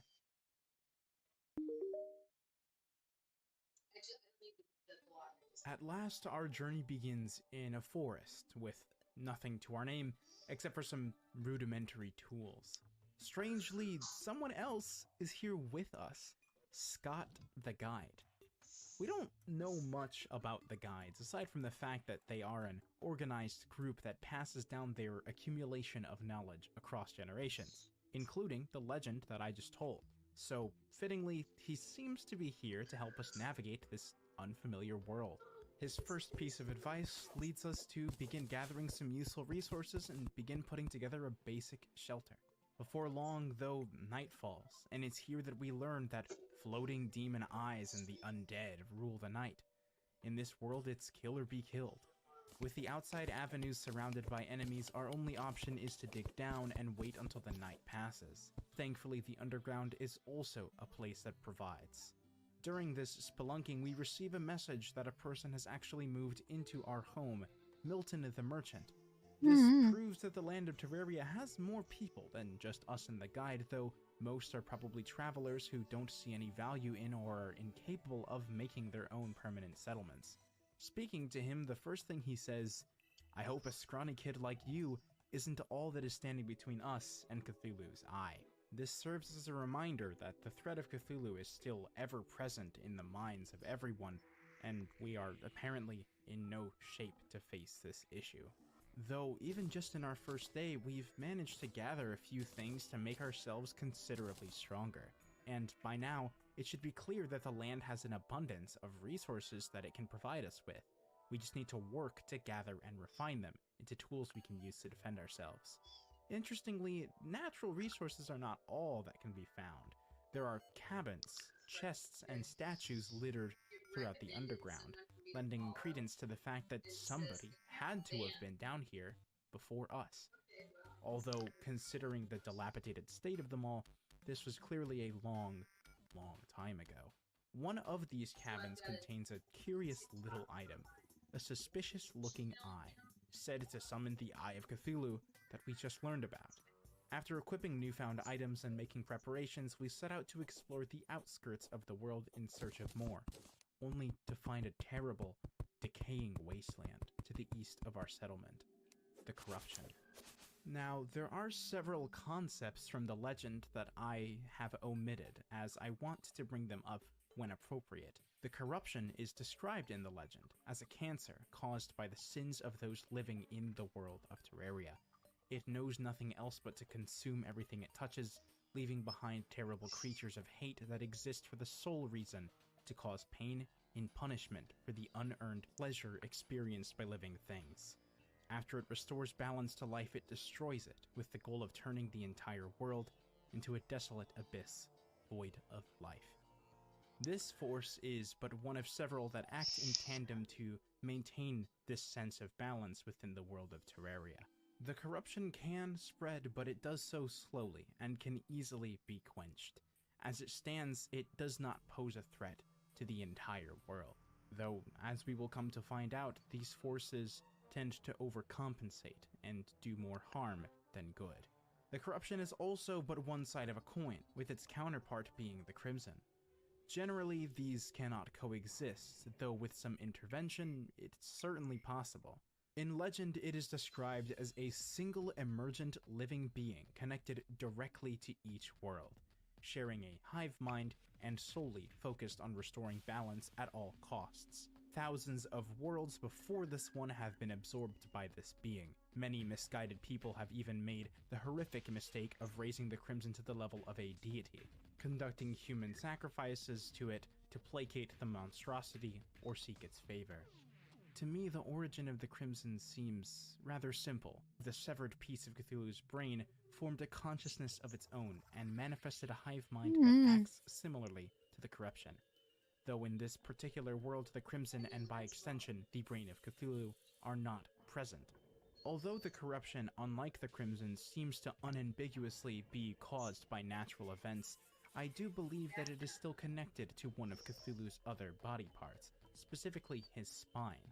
It is possible that both of these forces existed before Cthulhu appeared and were simply exacerbated by his presence, or they specifically were manifested by the world after Cthulhu showed up. Regardless of which origin is correct, by this point we've already accounted for where 3 of the 4 Cthulhu body parts are.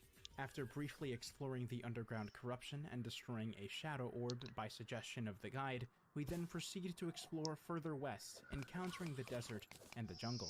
By this point we have acquired ample accommodations to take on the threat the merchant told us about. After some brief final preparations, our first battle begins.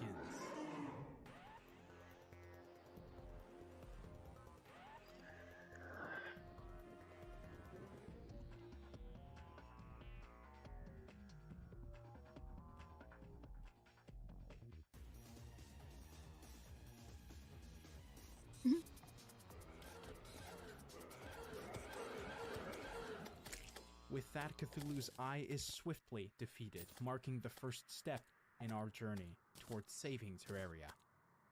With the spoils from the eye leading to weapons fashioned from the corruption's ore, Demonite, we can now venture further into the world to discover what we've yet to find. Heading to the far east, we eventually encounter the ruins of the ancient city, the dungeon.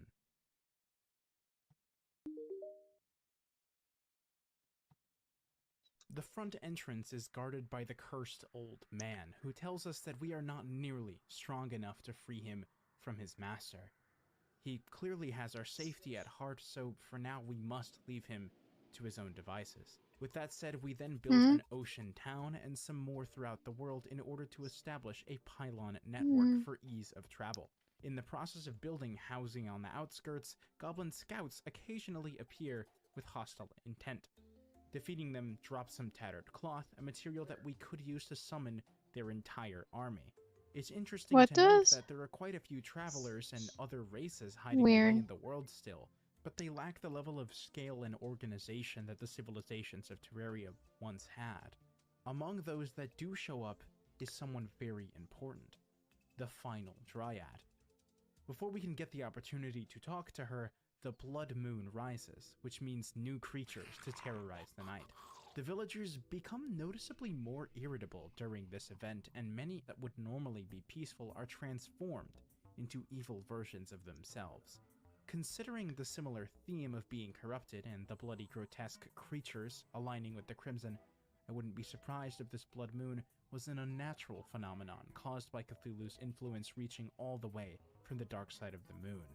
Once the jungle town is finished, we can finally speak with the last remaining Dryad from the legend. When talking to her, we can even check the status of our world, with it currently being 8% corrupt. She insists that we must cleanse the world, and also mentions she's 500 years old. This implies that Cthulhu's invasion could have taken place as much as around 5 centuries ago. It's possible she had been in hiding ever since then, but with the defeat of Cthulhu's eye, she mustered the confidence to come to us and guide us towards a brighter future. So now we have a secondary objective: bring the world to a state of complete purity. Although she sells a purification powder which could help the cause, it isn't nearly effective enough to use on a large scale. Until we get better tools to accomplish this task, it will unfortunately have to be put on hold. Later, we find and locate the Aether, a small area that contains a mysterious liquid with transmutative properties. Although any information regarding its origin is limited or non-existent, its ability to transform NPCs into alternate versions of themselves leads me to believe it may have something to do with a connection between the infinite parallel worlds that exist within the Terraria universe. Back at home base, we gather enough materials to craft a goblin battle standard, figuring that the army will likely show up sooner or later to search for their fallen scouts. And so, the battle begins.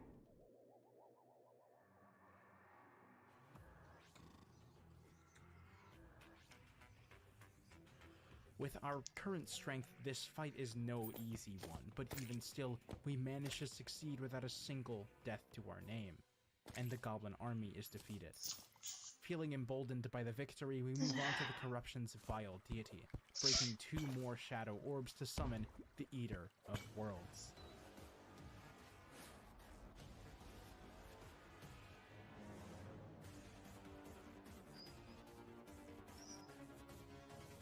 This battle was even closer, being nearly on the brink of death for arguably more of the fight than not.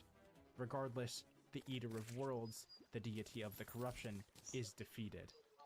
With new equipment bolstering our defense, we can now use No, it levitation potions to safely explore the should skies above, automatically make one for encountering you. many floating sky islands and empty buildings still in pristine condition. We have no idea who created these houses or who previously inhabited them, but either way, they left behind many things to aid in our quest.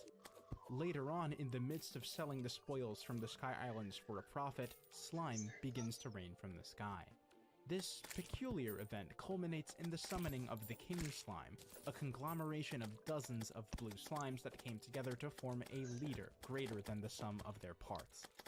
Curiously, we can see a person, just like us, actually stuck inside of it, but when we defeat this slime, only his clothes drop, implying he may have dissolved in the process of our fight. Oops. With the surface and skies of the world all but fully explored, the only remaining option is to dig until we reach the bottom, and in doing so we encounter a new, sinister area of the underground: Hell. Immediately we find an enemy called a voodoo demon carrying a suspiciously familiar guide voodoo doll, with its description reading, "You are a terrible person." This item's purpose and existence are pretty mysterious. It can be used to hurt the guide, but why would we want to? Why was a demon carrying this item? And where did it come from? The guide was already a mysterious figure, possessing oddly specific knowledge about the world. Either way, it's clear that something terrible will happen if we use the doll, so for now, we move on to doing other things. We find and free the bound goblin tinkerer, who says he was tied up and left underground by the other goblins. He allows us to combine many of the accessories we've acquired so far, which puts us at a point in which we can contend with the old man's curse. So, that night, we return to the entrance of the ancient city and confront the dungeon's guardian once more, and the battle begins. In an instant, the old man transforms into the cursed remains of Cthulhu's skeleton. His massive hands flail through the air, and upon them being destroyed, he starts firing magic skulls. The old man arguably had the worst fate out of everyone that fell to the curse. He was blessed with immortality, but he didn't go insane or rot like the rest of them. At the very least, they weren't conscious of what was happening. He's likely been forced to reside outside the dungeon for decades or even centuries, and nobody has ever been powerful enough to free him of his curse. Until now.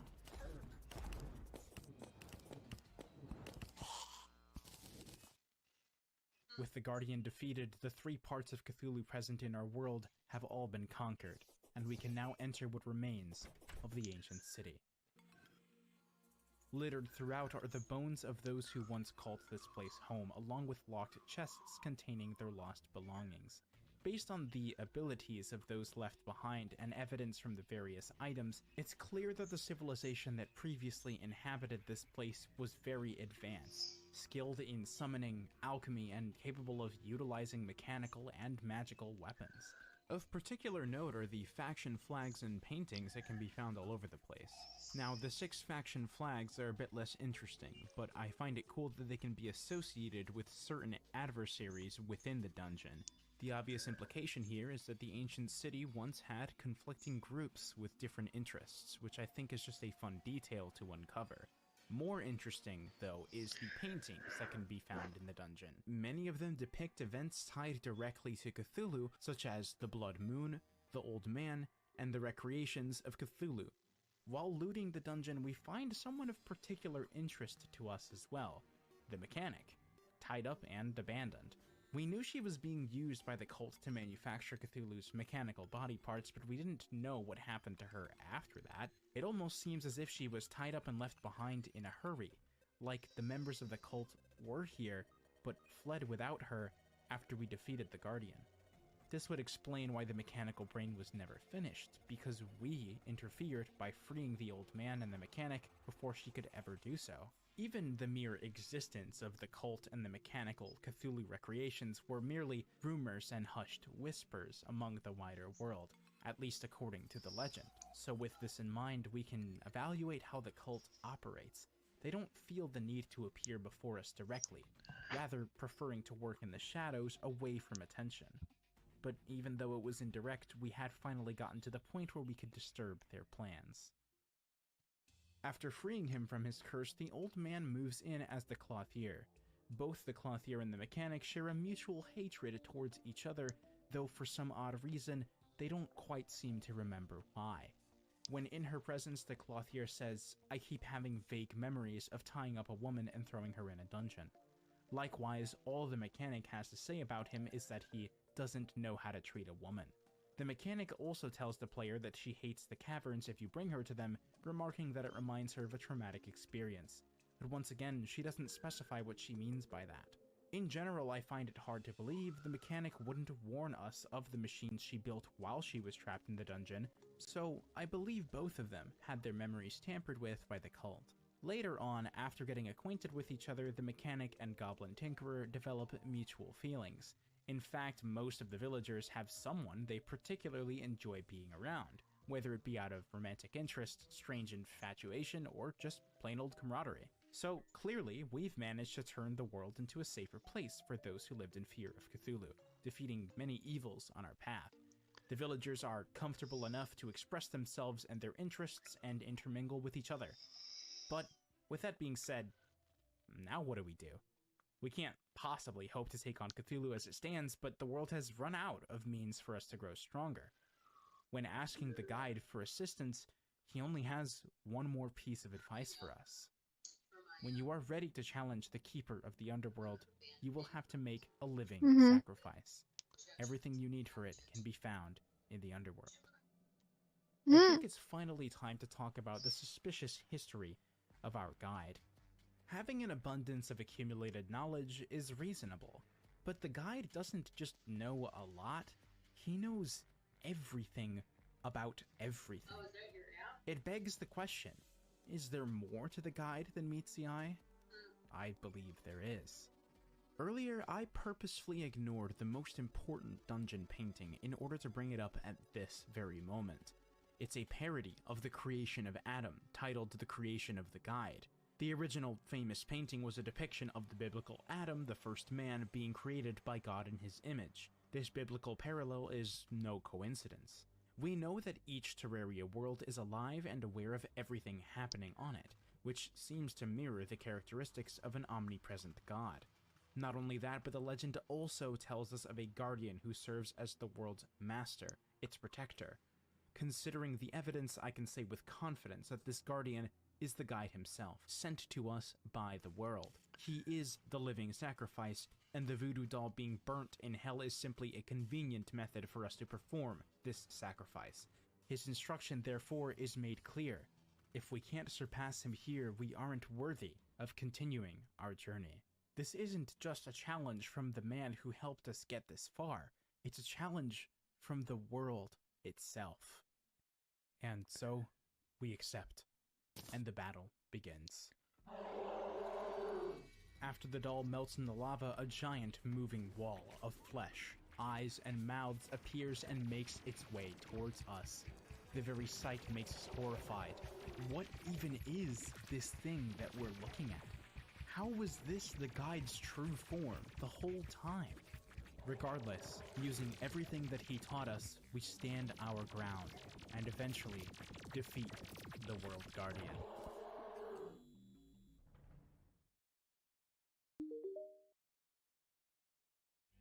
With the World Guardian slain, the ancient spirits of light and dark previously held back are released into the world.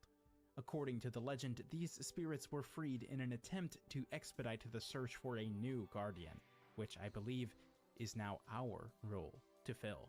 But this process has severe consequences for the world at large, as it simultaneously greatly expedites the spread of the corruption and introduces a new force, the overcompensation of purity known as the Hollow. Although the world is now in greater peril than it has been for perhaps centuries, the spoils of our victory against the Guardian included a hammer that lets us smash the demonic altars in the corruption, leading to stronger metals for us to find underground.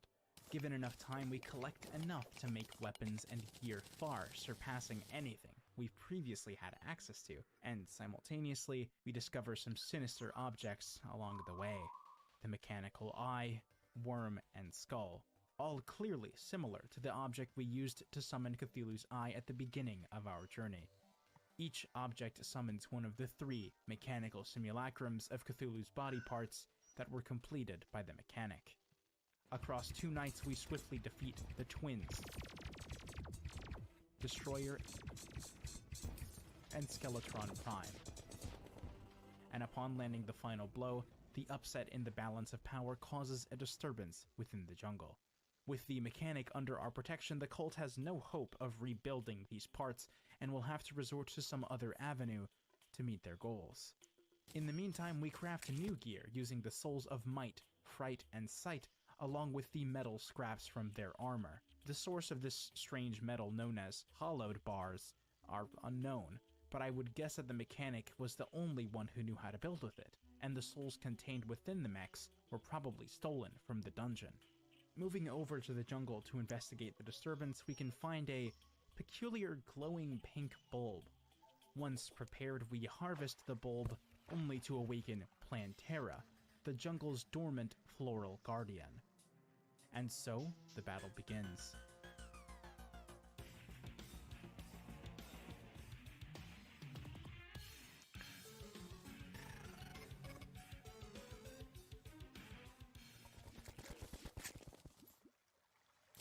Once we take her down, screams echo from the dungeon, and she provides us with a temple key. Much earlier in our journey, during our initial exploration of the underground jungle, we encountered the entrance to this temple, but naturally it was locked. It's only now that we can finally go inside to uncover the lizard people. The bestiary describes them as reclusive people, implying that they may have locked themselves away of their own volition, or it was simply used to describe the fact that they were locked away. Strangely, the witch doctor who appears after Queen Bee is defeated is one of these lizard people, but can be found outside the temple, which the bestiary notes is unusual. Their intent to distance themselves is further supported by the excessive amount of deadly traps present in the temple, and the fact that they built themselves a stone guardian, known to us as Golem, in the deepest and largest chamber. Considering the general theming and iconography surrounding the temple, it seems reasonable to assume that the lizard people worship the sun, with Golem being a physical construct meant to harness the sun's power through the use of the power cells. The temple also contains chests, some of which have solar tablets in them, and these tablets are capable of willfully calling forth a solar eclipse. This relationship to the sun they clearly have is also thematically appropriate if you assume they fled underground to hide from Cthulhu, who represents the moon. And while I do believe they ended up locked in the temple because they fled from Cthulhu, it still doesn't explain why the key was in Plantera's possession. Perhaps it was given to her intentionally to place it under her protection, or maybe it was stolen from them by the witch doctor, explaining why he isn't locked away with the rest of his people. Either way, the temple isn't the only thing that we gained access to following Plantera's defeat, as the dungeon is now infested with stronger adversaries, perhaps being the cult's attempt to deter any further progress. Unfortunately for them, if this is the case, it has the complete opposite effect, providing us with what we need to triumph over the Temple Guardian. Following this, Martians unexpectedly invade from space, but this is nothing more than a bump on the road for us now. Their defeat merely serves as yet another stepping stone to make us stronger for our battle against Cthulhu, which, by now, doesn't seem too far away. But the cult knows this too. The cult has had their eyes on us, perhaps the entire time we've been on our journey. But defeating Golem was too much for them to ignore. They couldn't afford to hide in the shadows anymore. 4 members gathered outside the dungeon entrance and began a ritual. 2 devotees worship the mysterious tablet above, while the other 2 archers stand guard. What's their goal in performing this ritual? To summon Cthulhu? To help him gain back his power on the moon? To prevent him from coming back too soon? These are all questions we can't yet answer. For now, we need to make preparations for whatever they're planning. So we take on the solar eclipse to craft the Terrorblade, and the pumpkin moon to craft spooky wings. And those final preparations give us the confidence we need to disturb their ritual. The 4 cultists are weak and go down in an instant, but a 5th appears out of thin air, the leader of the cult. He siphons the power from the tablet and rises into the air, preparing to attack you. And so, the battle begins. At this point, the potential outcomes of this battle are ambiguous at best. We don't know if we successfully interrupted the ritual and he's fighting out of revenge, or if his absorbing the emblem's power was actually him continuing the ritual and he's simply fending us off until he finishes it. With the power he absorbed, the lunatic cultist uses ancient magic in a desperate fit to get rid of us, but he could never be successful. He was too late, and so we defeat him.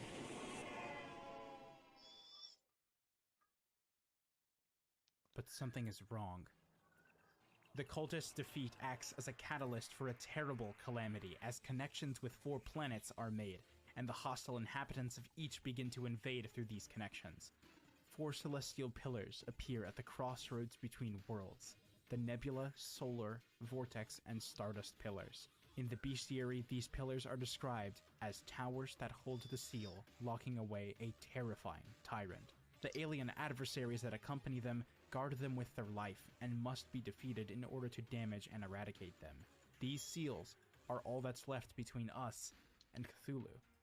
But you might be wondering, why would we want to break these seals? Shouldn't we prevent Cthulhu from showing up? Where did this invasion even come from, and how is the cultist's defeat connected to it? It doesn't make sense for the cult to perform the ritual that we interrupted out in public view when they were operating in the shadows all this time, especially when the 4 that were there to oversee it were so weak. I believe this ritual was a trap to lure us in. The lunatic cultist wanted us to show up and stop the ritual so they could swoop in at the last second and absorb all of the power being collected in the mysterious tablet. Then, they did genuinely intend on getting rid of us right then and there using that power, but they realized towards the end of the battle that they were inevitably going to fail. So in a last-ditch effort, they used all of their remaining power to summon the celestial invasion. This is why the message, "Celestial creatures are invading," appears immediately before the lunatic cultist has been defeated. Of course, this plan does still have its holes. Cthulhu hadn't finished regenerating his body or power quite yet, but the lunatic cultist doesn't care about the consequences that this gambit might have. They simply wanted Cthulhu to return, and they were forced to play their final hand. And if we were on any ordinary journey, as any ordinary hero, this plan would have worked. We would have died many, many times attempting to thwart the celestial invasion, but we're not normal heroes. One after the other, one by one, each pillar goes down, and from it emerge powerful fragments that can be used to synthesize our most powerful weapons yet. Upon each pillar being destroyed, something terrifying happens to us. Your mind goes numb. You are overwhelmed with pain. Otherworldly voices linger around you. And finally, impending doom approaches. With a certain uneasiness crawling down our back, we make our preparations as the final battle crests the horizon. The culmination of our efforts will be tested here and now, as he approaches. Practically a god, his power knows no limits. The mastermind behind all terrors which befall the world is finally freed from his lunar prison. The Moon Lord, Cthulhu. As expected, he's extremely strong. His attacks pack a punch and there's a lot of them. He has 3 true eyes of Cthulhu situated on his hands and forehead, with the latter shooting a massive laser that devastates anything in its path. It's no wonder that Cthulhu was nearly able to single-handedly destroy the world all those centuries ago. But we're just barely stronger. One by one, the 3 eyes are damaged and released, eventually opening the way to his now exposed core. In the end, it seems like we might lose, being on the very brink of death, but finally, we defeat him.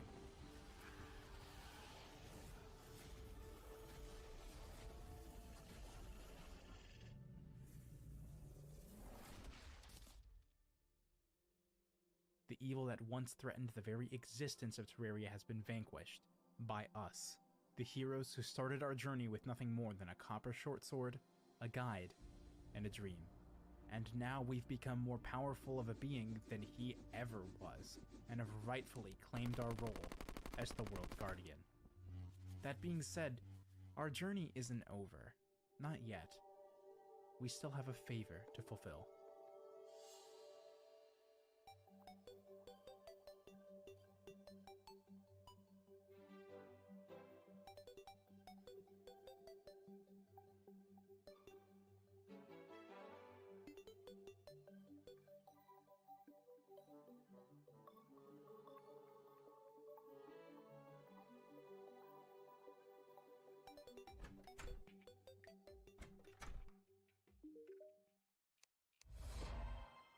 For the first time in centuries, the world is pure.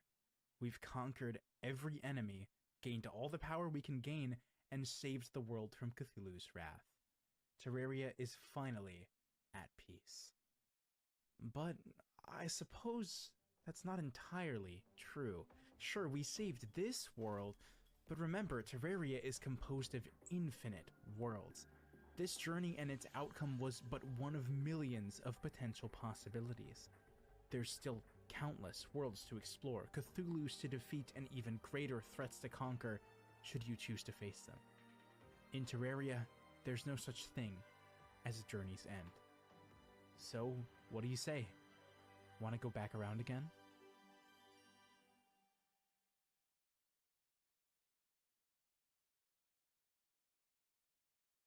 Two years ago I made a video titled How I Got Every Achievement in Terraria. Unfortunately, a new update came out just 3 months later that introduced several more achievements. And the comments underneath that video have been sure to remind me of that ever since. Most of the new achievements are fairly easy to obtain, so I got them pretty quickly through normal gameplay. But there was one exception. To unlock this achievement, the player must talk to the Dryad in a world devoid of Crimson, Corruption, and Hallow. After 2 years of putting this achievement off, I think it's about time I restore my 100% ribbon. But I want to take things a step further. I want to purify the entire world before the Dryad even arrives. That way, she'll never get the chance to tell me I should try harder. As we boot into the world, our first order of business is to quarantine the Crimson Biome, which is actually very easy to do.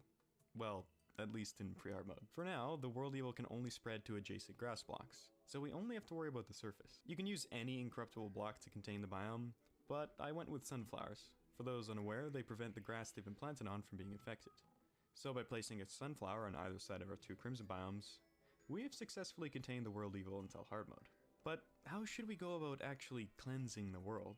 Well, in pre-hard mode, our options are very limited. With no Dryad, we can't use purification powder. So our only other option is to manually destroy every single Crimson block in our world. Certainly possible, just not very practical. So instead, the plan is to progress to hard mode, get the steampunker to move in, and buy the contaminator. Of course, this all has to be done without spawning in the Dryad. Initially, I thought this would be quite tricky, but it turns out we just have to avoid killing any of these 3 bosses. But before we even think about progressing to hard mode, we have some work to do. The Crimson Spread is an entirely different beast in hard mode. It will begin spreading to many more types of blocks, most notably stone, allowing it to spread through the underground. It also will be able to spread 3 tiles away. We're going to need a lot more than a few sunflowers to keep this at bay. To prevent the spread, we need to dig a 3-tile gap around the entire biome.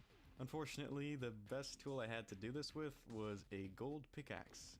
So it took nearly 40 minutes to dig around the one biome.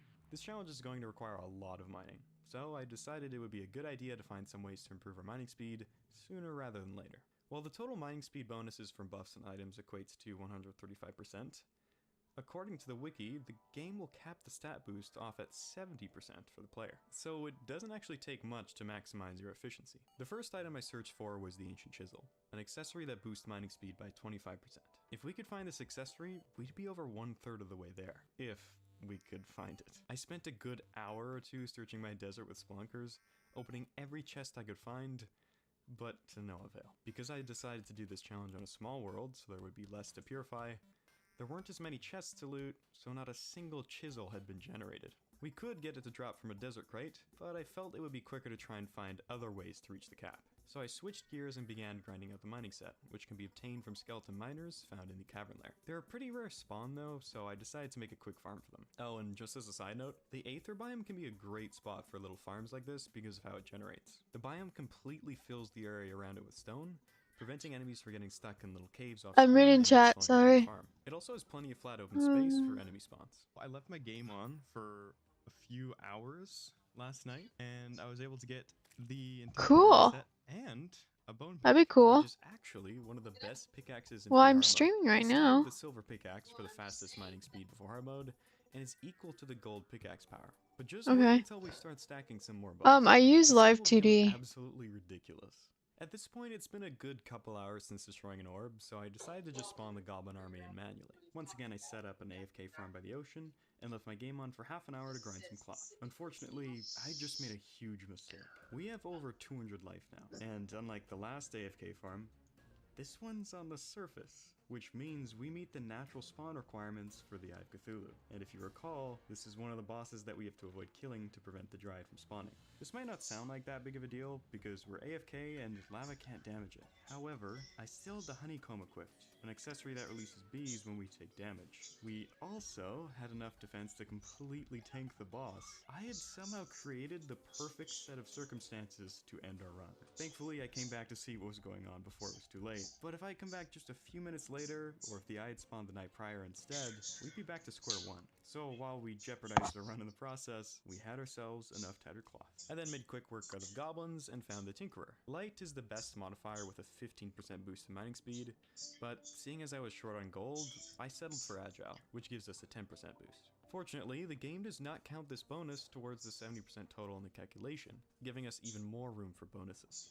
I then threw a fruit into the shimmer for the ambrosia, a permanent 5% buff to our mining speed. Finally, to reach the cap, we'll use consumable buffs. I stocked up on mining potions, they give a 30% boost, and well-fed buffs that can give a 5, 10, or 15% boost based on the food tier. We'll just be needing the lowest tier food to reach the cap. With that, we've maximized our mining speed. So yeah, as you can see, much faster. I think that was definitely worth our time. That's actually crazy. On the left is our setup for the first Crimson biome, and on the right is after all the buffs. It's night and day.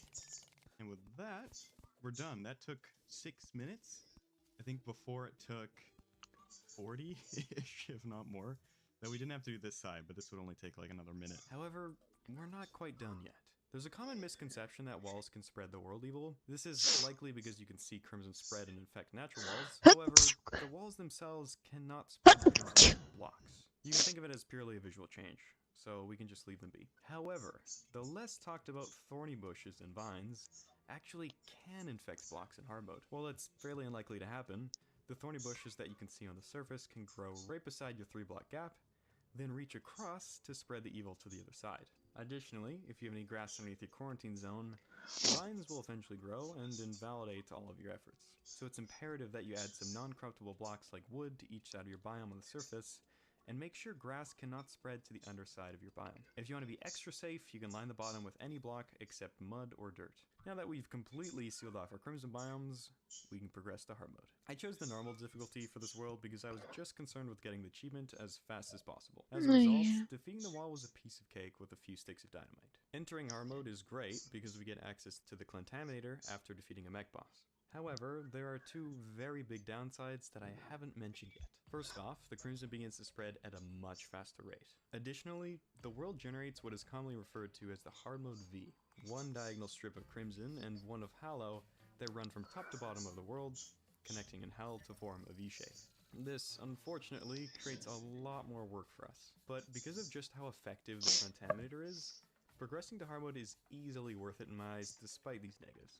But like I said before, the world evil is spreading much faster now, so we have to act fast. Just like we did in pre-hour mode, our first step is to zone off the new infections. Thanks to the mining loadout we set up earlier, the introduction of the hard mode enemies was inconsequential in this step. Now that we've clearly defined where we will need to purify, it was time to focus on getting the steam bunker. To get this NPC, we must defeat any of the 3 mech bosses. Interestingly enough, if I had made this exact same video before 1.4.4, this step would have been a lot more annoying.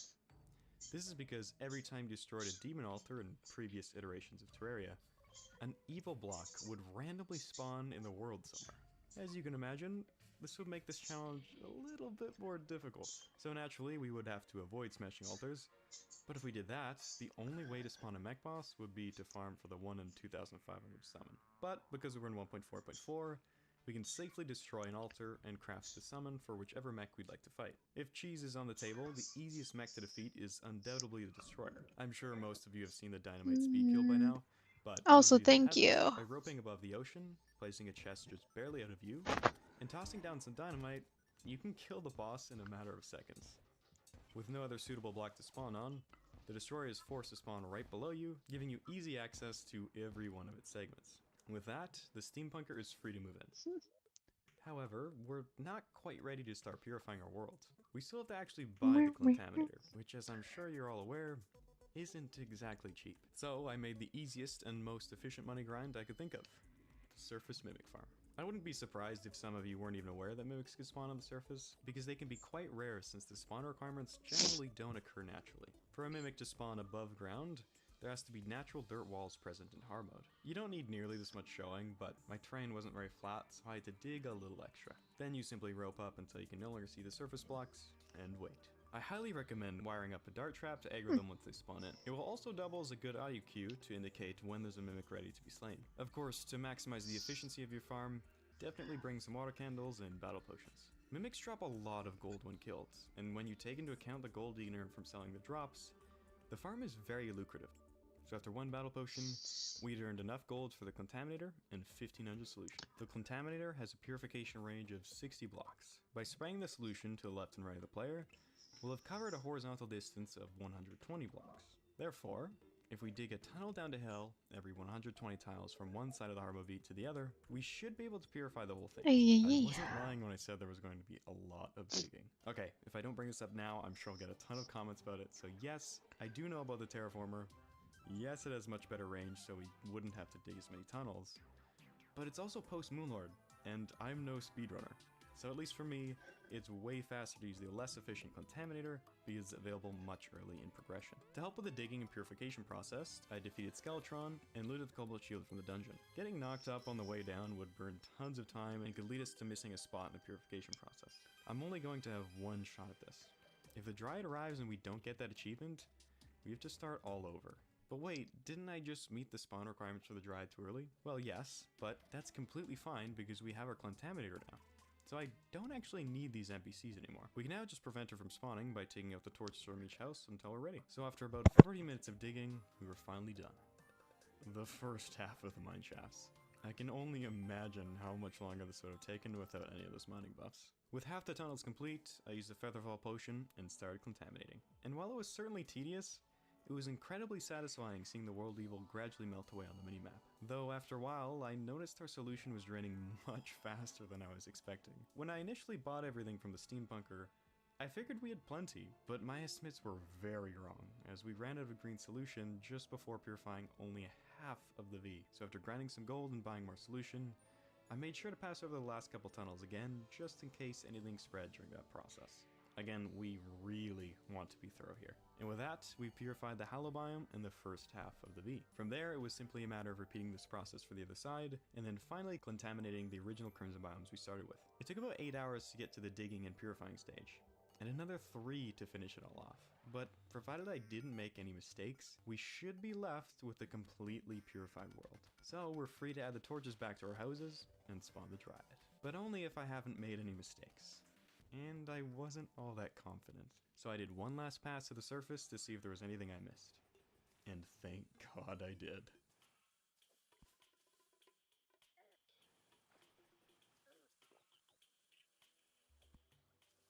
my god, I am so glad I noticed this. Okay, I died, but I don't care, because this rarely ever happens. I don't even know if I've seen this before, because I don't usually loot islands that much. I've heard that this could happen, but I've never experienced this for myself until now.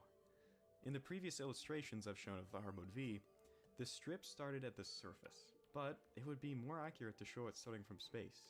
However, I didn't bother because generally you wouldn't notice this unless you just so happen to have a sky island intersect with part of the V, like mine did here.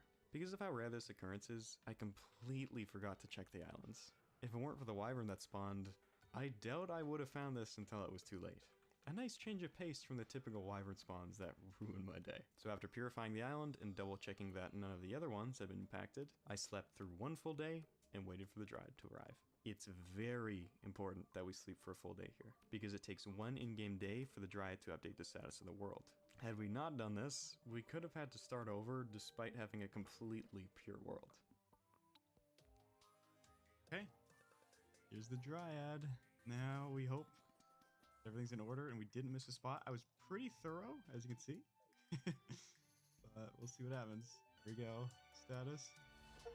Purity is completely pure.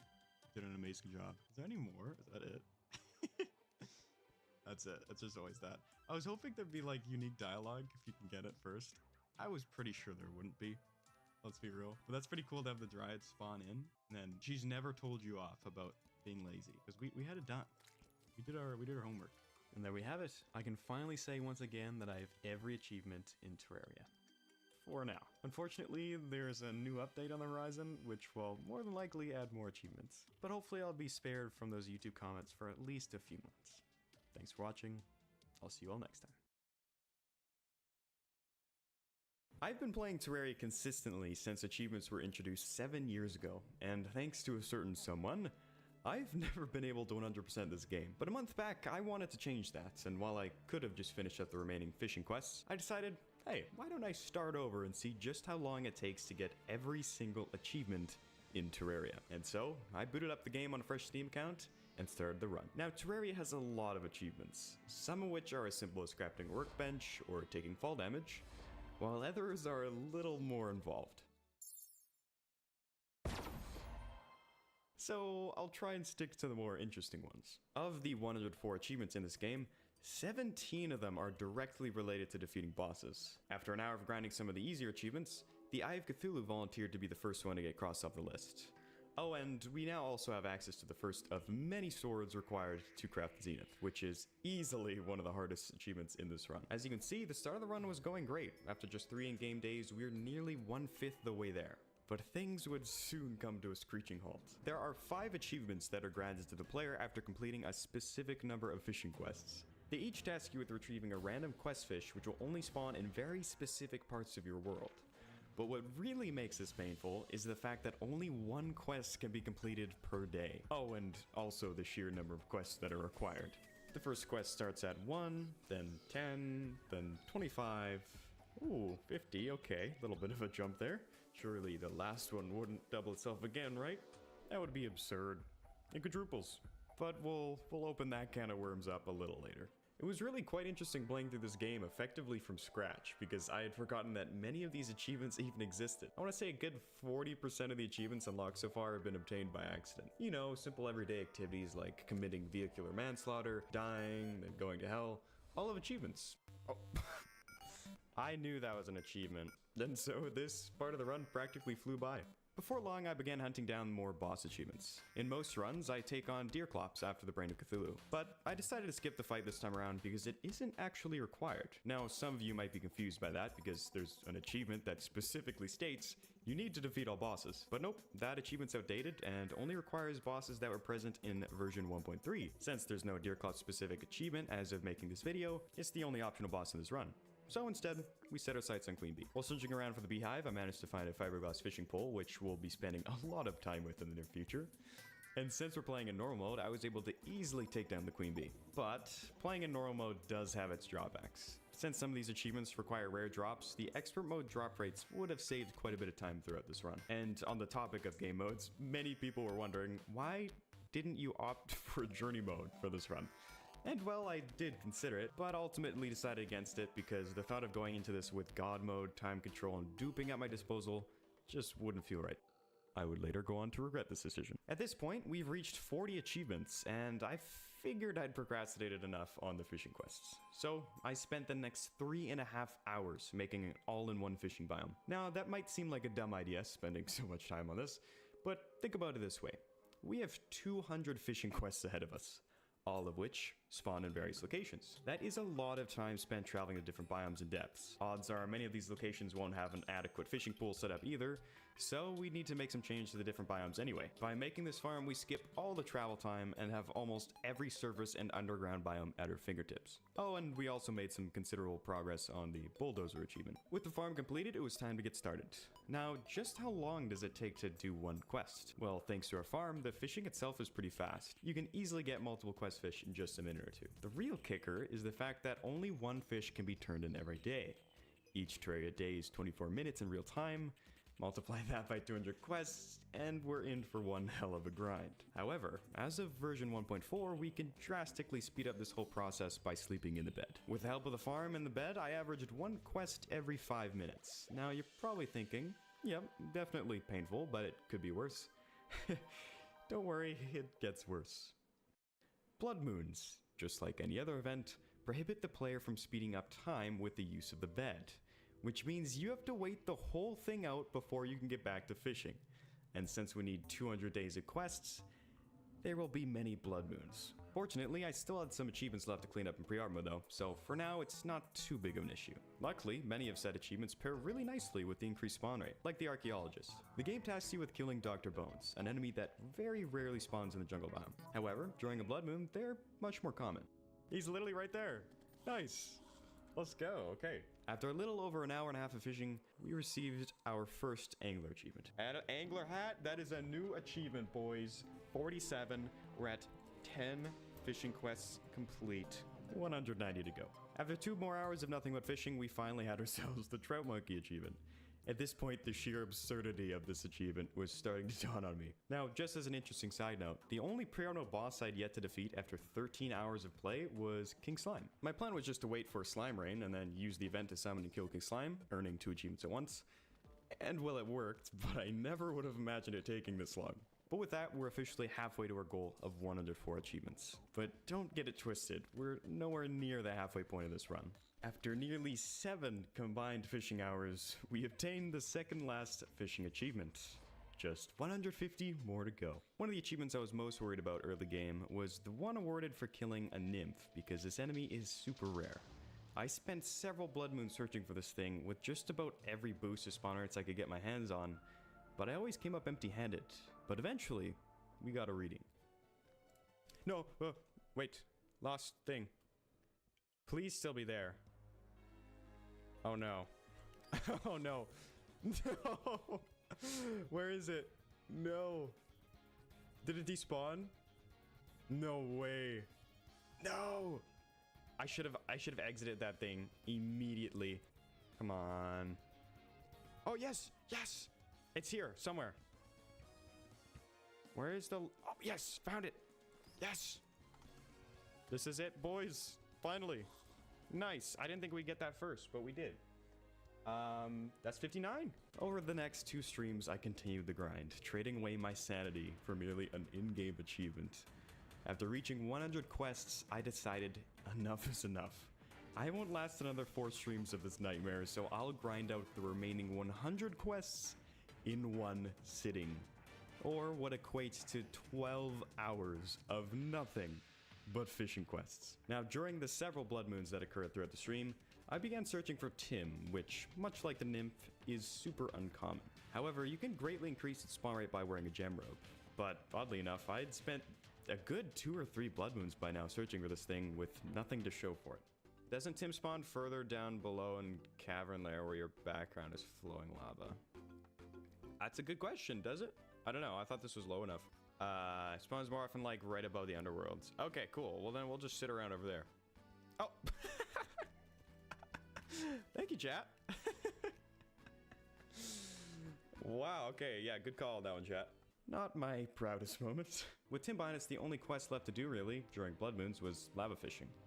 We get one for simply casting a line into lava, and then we can also work towards the Terra Spark Boots achievement by fishing for the lava charm. While it is available in gold chests, I figured my odds of fishing one up would be much better considering all the gear we have from the angler. But it was by no means easy. I wouldn't see this thing for several Blood Moons. Check out art. Hold on. I'm gonna try and get my phone and look on there. I got the lava charm? No, I didn't. Oh, I did! Let's go, dude! Thank you. As I trudge through the rest of this quest grind, I should mention that yes, there are faster ways to do this, even if you exclude journey mode. Since the quest limit is attached to your character, not the world, you could just make 20 characters and handed 20 fish every day. But I decided against it because I want to see how difficult this run is, specifically on one character and one world, and whether or not that's even possible. The last fishing quest, here it is. 24 hours of fishing in total. 12 hours straight of just fishing quests right now. We're gonna go ahead and hand this in to Nathan and complete our 200th fishing quest after 31 hours and 57 minutes of our run. Supreme Helper Minion. Look at that. We've done it. It's over. No more fishing quests. No more. I'm done. Add to the counter. Add it to the counter. 63 achievements. We've got a couple more to go before hard mode, so we're going to quickly get those done, and then we're off. No more fishing for the rest of the playthrough. Yeah, this There are isn't even 64 how you make an achievements actual available in hard model. mode, meaning we've just one more left before we can take down the wall of flesh. This is By now, not I have how every you make a candy filament VTuber barring the model. obsidian rose, a 2% drop rate. Now that might not seem too bad until you realize that it only drops from one specific enemy in the underworld. The sad part is, had I done this achievement in 1.4, I could have skipped this step entirely. But as of 1.4.1, this accessory is now a prerequisite for the Terra Spark boots. So I just spent an extra hour and a half farming for this achievement. Oh, we got it! Yes! Finally! Okay, we're done. We're done. We're done. We're done. We're done. Boom. After taking 35 hours to reach hard mode, I knew I had to find a way to speed up this run. Luckily, I had an idea. If I were to defeat Duke Fishron pre-mech, I could then use the weapon we obtained to springboard our way through the rest of the game. And so after upgrading our loadout, we started the fight. Alright, here we go. Duke Fishron pre-mech. Let's see if I can make it happen. Part of the reason why I wanted to do this is because there's one achievement for defeating the mech bosses, and then another for taking down all three at the same time. By using a Duke Fishron drop, I could easily do both of these at once, and avoid backtracking later on. And I'd say it worked out pretty well. Again, I don't really try without a dash, but... there it is! Fish out of water! Pre-mech. That was not bad at all. Granted, it is normal mode, but still... oh, Tsunami, dude! It got Unreal on it, too! Damn, dude. The game is feeding us. Feeding us this. Dude, let's go. It is now nighttime. Alright, we gotta start now, because otherwise we're gonna lose time. Alright, here we go. Let's do all three. Oh, wow, we're taking a lot of damage, actually. Ah, what do I target? Wow, look how much damage it's taking. Oh, we didn't even buff. We didn't even buff. That's how much damage we're doing without buffs, man. Alright, that's twins defeated. There we are. Alright, one more. 9:15. It's been not even 2 minutes. With the Tsunami in our arsenal, we were able to blitz through the remaining bosses. Throughout this run, I had a lot of people ask how I would get the All Bosses achievement if I don't make a new world for the Corruption biome. And as I'm sure lots of you know, as of 1.4, we don't actually need to. By moving the Dryad into a Graveyard biome, we get the option to buy Corruption Seeds, provided the world has entered hard mode. From there, it's just a matter of creating the biome and grinding out the materials for the worm food. Now, I've been putting off some of the more grind-heavy achievements since we reached hard mode, but it's time to start working on those. Terraria gives one achievement for shooting the rainbow gun while riding the unicorn mount, and also one for opening a biome chest. So, naturally, I decided to go for both at the same time, and grinded out the Hallowed Key. I fully expected to be here for at least an hour grinding for this thing. But, well, I'll just show you what happened. Keep in mind, this is just 10 minutes into the farming session. That stuff. Oh, what? Bro, we already got it? We don't even have the... okay, well, sure, okay, that's, I mean... wow, alright, cool. But it doesn't really matter at the end of the day because I still have to farm for another hour to get the considerably less rare Blessed Apple. Just getting... Yes, we got it. Nice. Okay. I almost really popped off for that. I had to, like, restrain myself. Next achievement. Boom. Add it to the count. We're at 87 out of 104. As we're nearing the end of the run, I decided to get Moonlord out of the way early and use his drops to grind out the remaining achievements. I'm hoping for the Meowmere and Starath for Zenith, which is, again, arguably the most tedious achievement in the game besides the fishing quest, but also the Terrarian Yo-Yo for its standalone achievement. Unfortunately for us, the odds aren't in our favor because there are 9 total drops. And if we don't have near perfect RNG, we'll have to refight Cultist, Pillars, and then Moonlord once more to even get another chance at these drops. Yeah, the thing is last prism, dude. Are you kidding me? Not quite the drop we're looking for. Before our next Moonlord attempts, I figured it's about time we get the Pumpkin Moon finished up. Besides the achievement you get from reaching the 15th wave, you can get the Horseman's Blade, another Zenith ingredient. Okay, let's go. Let's go. We did it. We did it. Never mind. All right, we're good. Yeah, After clearing that up, it was takes time a to get long back to the time. fight. Because It's quite a bit of time. Okay, so we got the exact same drop, which obviously is not what you want to see. All right, well. Can't straighten my arm. Okay, there's one left that I didn't account for. 4 events, all NPCs, Zenith, Terrarian, Set it. Rainbow Slime, Max. My Is that it? Did I just do the math? desk Oh, Star Fury. Or Wrath, I mean. yesterday, and Yes, we got I one. can't straighten my Okay, arms. Okay, that's 1 and 3. Loot drops before the prediction comes up. Oh, then Lemon's probably doing it in advance, maybe. I'm not sure. No way, dude. No way. Yes. Okay, keep this up. Keep this up. One more drop.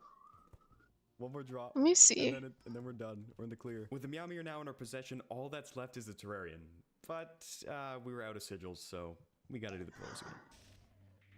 Don't do this to me. Don't do this to me. Don't do this to me. Okay, let's go. Even if we die now, we're fine. Dress? Alright, big reveal. Do we get Terrarian? Or are we sad? Are we sad? Or do we get the big dub? Big dub? Big dub? Come on. No! Oh, we're so sad. Alright, it's fine. No worries. No worries, no worries, no worries. We have 2 more attempts without pillars. Oh no, the same drop, dude. Tragic. Okay, we still have 1 more. It's fine. The big reveal. Did we get Terrarian? Come on, let me be done with this. Let me be done. Okay. Yes, dude! Yes! Okay, no more Moonlord. I'm so happy about that. Okay, What do you mean okay, PJs? Those okay. aren't PJs. We got it. We got it. We got it. Alright. Beautiful. And with that, we're officially done with fighting Moonlord. All that's left is to craft the Zenith. Ooh, looks like we're missing the enchanted sword. Not to worry, we'll just go find a sword shrine real quick. Yeah, about that. Okay, well, nothing there. I feel like we just don't have a single shrine on the world. Turns out there's a very small chance that large worlds can spawn without a single sword shrine, which just so happened to occur on the one world where we really needed this thing. And remember, 1 character, 1 world, so we can't just world hop. But luckily, there's another way to get one. But it's fishing. Of course it's fishing. And if that wasn't already terrible enough, it also happens to be super rare. Titanium crates only have a 2% chance of dropping this thing. We're going to be here a while. Happens, we will get more lantern. But it doesn't actually last that long. Oh! Yo, what? We already got it? Dude! I don't even know what that toggle is. Yes! Damn. Okay. Hold up. Hold up. That was way too quick. Oh, there it is. Nice. Okay. Add it. Let's go. 100. Look, it's scuffed now. With the Zenith crafted, we have just 4 achievements left to complete. One of which is defeating the Frost Legion. But wait, how do you get the Frost Legion summon if the Christmas event isn't active? Well, by reaching the 15th wave of the Frost Moon, which also happens to be its own achievement, the Christmas event will activate for 1 in-game day, leaving us plenty of time to farm King Slimes for the Snow Globe. Oh shit, wait, we might not have enough time. Things aren't dying. By the way, nearly that's my fast enough. cat. Oh, it's gonna be close, isn't it? No way. Kitty cat, kitty cat. I love my kitty way. cat so much. He's leaving. Dude. Kitty cat is That could not have sleeping. been more perfect. That could not have been more perfect. Oh my god. Dude, I'm telling you guys, all part of my plan. What did I tell you? Alright, let's get the king slimes in. 275. Oh, there we are.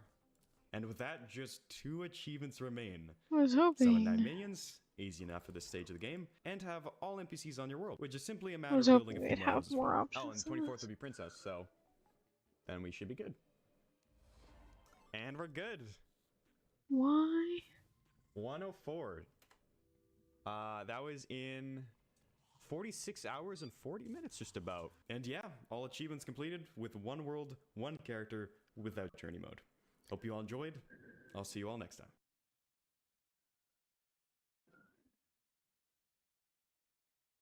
There's over 5,400 items in Terraria, and in order to 100% journey mode, I have to research every last one of them. That means getting every painting, banner, block, furniture set, weapon, accessory, everything. So I generated a drunk world and embarked on my most tedious challenge to date. In order to unlock the ability to duplicate an item, we first have to research it. The number of copies you need to complete the research varies based on the item, but it's anywhere from 1 for accessories, tools, and weapons, all the way to 400 for walls. But once you've put up that initial investment, you now have an infinite supply of that item. Admittedly, there's no practical use for having an infinite number of tin short swords besides, well, getting it for completion. But for the other items, like, say, the silver coin, infinite silver turns into infinite gold, which then becomes infinite platinum coins. So now we can buy anything we want. But to buy things, we need Yeah, no, this is NPCs, not which is where happening. the next journey mode power comes in. In journey mode, we have the ability to alter time. We can freeze it, instantly set it to 4 different times a day, and even accelerate it by 24 times its normal rate. So, after just a few seconds in real life, we had our first NPC arrive. The merchant just had a few items to buy, as most of his shop consists of items that we could get without him, but I was able to get several unique items from the party girl, and also infinite explosives from the demolitionist. Using those explosives, I started looking around the underground for gear and new items to research in general, which is basically everything at this point in the run. I think it would take me a solid 30 minutes just to say the names of all 5,000 plus items, let alone how Yeah, I I love her a So lot. to save us all some time, I'm She's going very to stick to fluffy. covering the difficult and or interesting entries, like this seaweed. This is a pet item that has just a 2% I chance do to not spawn in ivy like forests in the jungle. There was a good chance that this item the wouldn't have even been on this world, so this was a very nice find. Now, for those wondering why specifically we landed on the drunk seed for this run, there's actually quite a few benefits. For starters, this seed naturally generates both world eagles, Do which I want to means be easy lazy? access to banners and item drops without the need to create an artificial biome in Do I Harbor. want to be You lazy? also get access to both sets of pre-arbored ores, but rather than mining out all of them individually, there's a much easier way to get them. Shimmer is an incredibly useful resource in normal playthroughs, and it only becomes more impactful in a run where you need to obtain every single item. For instance, in the early game after unlocking just the 1 platinum ore entry, we can shimmer that ore down to unlock the rest of the ores in the shimmer chain. Each of these ores can then be converted into bars, which in turn unlocks the corresponding weapons, tools, and an armor set. Thanks to Shimmer, we were able to knock out nearly 100 different entries in just a few minutes. But we're not done yet. If we throw in our researched magic mirror, we get diamonds. Diamonds can then shimmer down to the other 6 gemstones, which can then be used to make large gemstones, hooks, staves, and much more. And we've really only scratched the surface of Shimmer's capabilities in this run. From there, I decided to take on our first boss. Every boss drops potions, a treasure bag, and expert plus, a relic in pet and master mode, and a trophy. After killing the boss 3 times for the treasure bag research, typically rare items like the 1 in 33 binoculars are actually quite trivial. Beyond that, the master mode relic is guaranteed, and the pet is a 1 in 4. So, generally speaking, the only holdup is the 1 in 10 trophy. But thankfully, this one dropped on the second try. The next day, I researched a few buff potions, and after researching 2 herb bags, you get access to every single herb. So, I was already able to make quite a few buffs. I was also able to craft a garland. Didn't even know this existed, but we'll research it. This would be far from the last item I would say this about. While I was fairly happy with our roughly 200 items researched after 3 hours of play, we still had over 5,000 to go, and it was quite overwhelming. But I tried my best to not think of that overarching number and instead focused on smaller goals. The first of which was to get some stronger gear. There's quite a few weapons in Terraria that are significantly stronger than others, but to keep them balanced, they're often consumables and Okay, there we either go. difficult or time-consuming to gain in large quantities. But in journey mode, this method of game balance is completely thrown out the First window. of Oh, and for all, those of you that have played Journey before, you're probably wondering why we haven't been using God mode in boss fights. And why we have it set to Master mode, because we have complete ooh, control over the difficulty as well. But to make things a little more interesting, I Just decided pretend not we to allow didn't see God mode that. for bosses until after the first 3 kills. This way, we've met the requirements for the treasure bag and have earned our right to God mode if we still need more items like the trophy, for instance. In this case, we didn't quite get the trophy, but I'll farm this out once we have stronger weapons. But before proceeding to hard mode, there were a few things I wanted to finish up. There are a couple items in this game that can only be obtained in pre-hard mode, the first of which is the Grey Zapinator, a weapon rarely sold by the traveling merchant. While we could world hop for this one at a later date, it makes more sense to go for it now on the main world and continue researching items while we wait for him to arrive. I started crafting furniture sets, vanity items, wooden weapons and armor, anything that I could craft with some basic crafting stations and materials. After a few minutes of crafting, we got our first merchant, and unsurprisingly, there was no Zapinator in his shop. And to my dismay, his inventory wouldn't change when I tried skipping to the next day. I can still, of course, speed up time to get a new one to arrive, but it could have been so much faster. We then got our first Blood Moon, where I had an excuse to try out this enemy spawn rate slider that Journey Mode gives you. This slider makes farming out the over 1,000 different item drops in this game somewhat tolerable. Yeah. It makes more sense to farm most of these items out in hard mode, again, when there's better Nothing. weapons, but I made an exception for this event and farmed out the money trough. At this point, I was struggling to think of new items to craft with our current materials, so I figured I'd get to work on some of the critter entries while we wait on that Zapinator. Keep We'll be forgetting. getting 5 of every regular critter and 3 of every golden one to get their entries. But before I could even worry about that, I got interrupted by Slime Rain and a very easy King Slime fight, and afterwards we got our next traveling merchant spawn. I had no trouble at all getting rare drops from the merchant, as evident by these 4 very rare items in his shop, which, by the way, are all rarer than the Zapinator, but I couldn't seem to find the only item locking us out of hard mode.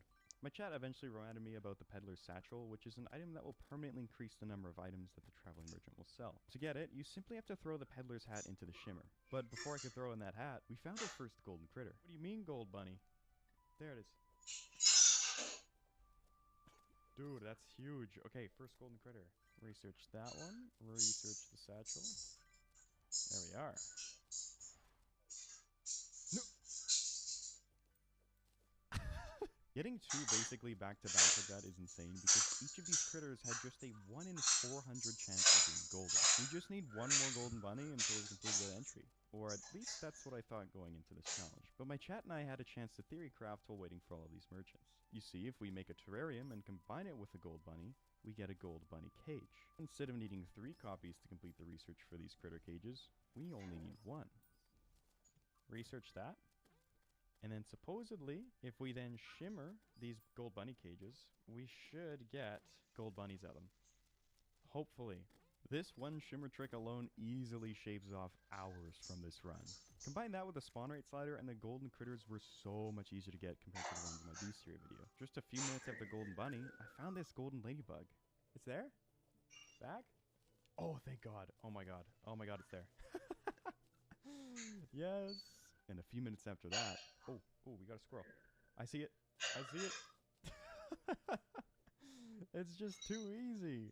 I then finished off the gem critters and found a golden bird, but at that point I had been checking traveling merchants for over an hour now, and we already had most of the golden critters that could spawn around town. So I decided to progress a little more and defeat Skeletron for the void bag and other dungeon drops. But before we can do that, we need to get the bone key, an item that drops from the dungeon guardian, which is an enemy that will no longer spawn after Skeletron has been defeated. Yes, it would be faster to world hop for this entry once we have better gear, but I wanted to I'm just try gonna and wear get all as white many entries as clothes, possible in this like a mode mental before we go to patient. world hopping. And for those wondering why we don't just enable God mode, loot the dungeon, and save Skeletron and the Guardian for later, it's because defeating Skeletron is a prerequisite to getting the other pre-hard mode exclusive item, which I'll talk more about a little later. With that cleared up, how do we defeat the Dungeon Guardian in pre-hard mode? Well, there's quite a few ways to do it. We could use Grav Potions, the Urimir Hoik strat, or a minecart track, which is what I ended up going with.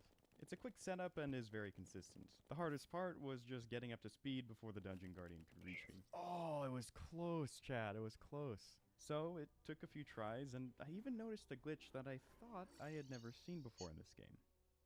Whoa.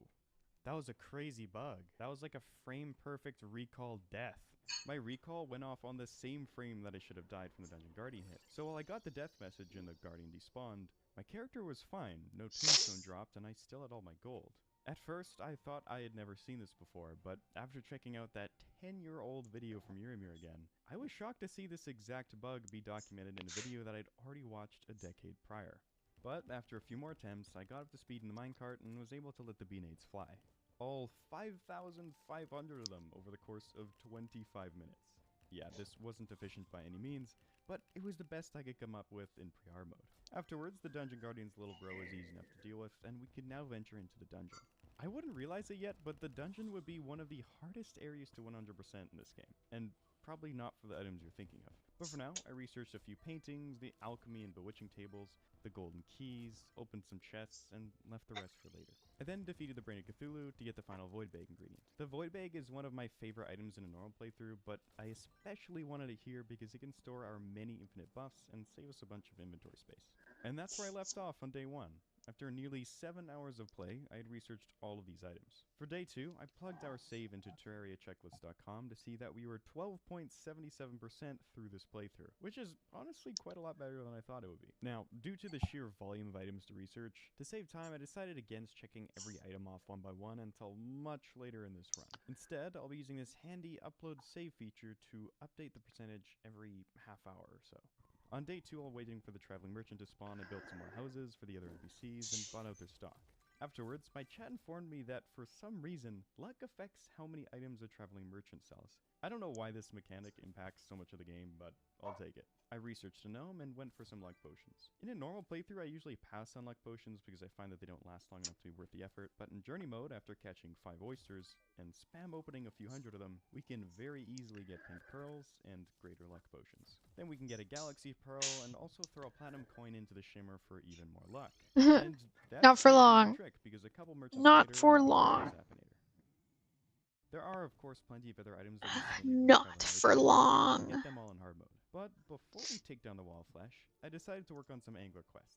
Realistically, I could do these at any time, but I also wanted to get some more infinite buffs, and many of those potions require different fish as a material. So I figured it You know would what, just because you said that, I think I'm gonna make all of the clothes black. Quest fish, and 31 of them are accessible in pre-mode. Just These because quest you fish said are that. hopefully much easier to get in journey mode though, because we can toggle rain, freeze our time of day at 4:30 a.m., Gonna, and use like, infinite fishing potions to yeah. maximize our fishing power. So it generally only took a few casts to get our quest fish. As for the research, we need to catch 2 for the entry. The game prevents you from finding another quest fish if you already have one in your inventory, but it doesn't check to see if it's in your trash, so while it's a little awkward, we can complete each fish after just 1 quest. We also need the many quest rewards from the angler, so before moving on to the next quest, we make sure to hand one in.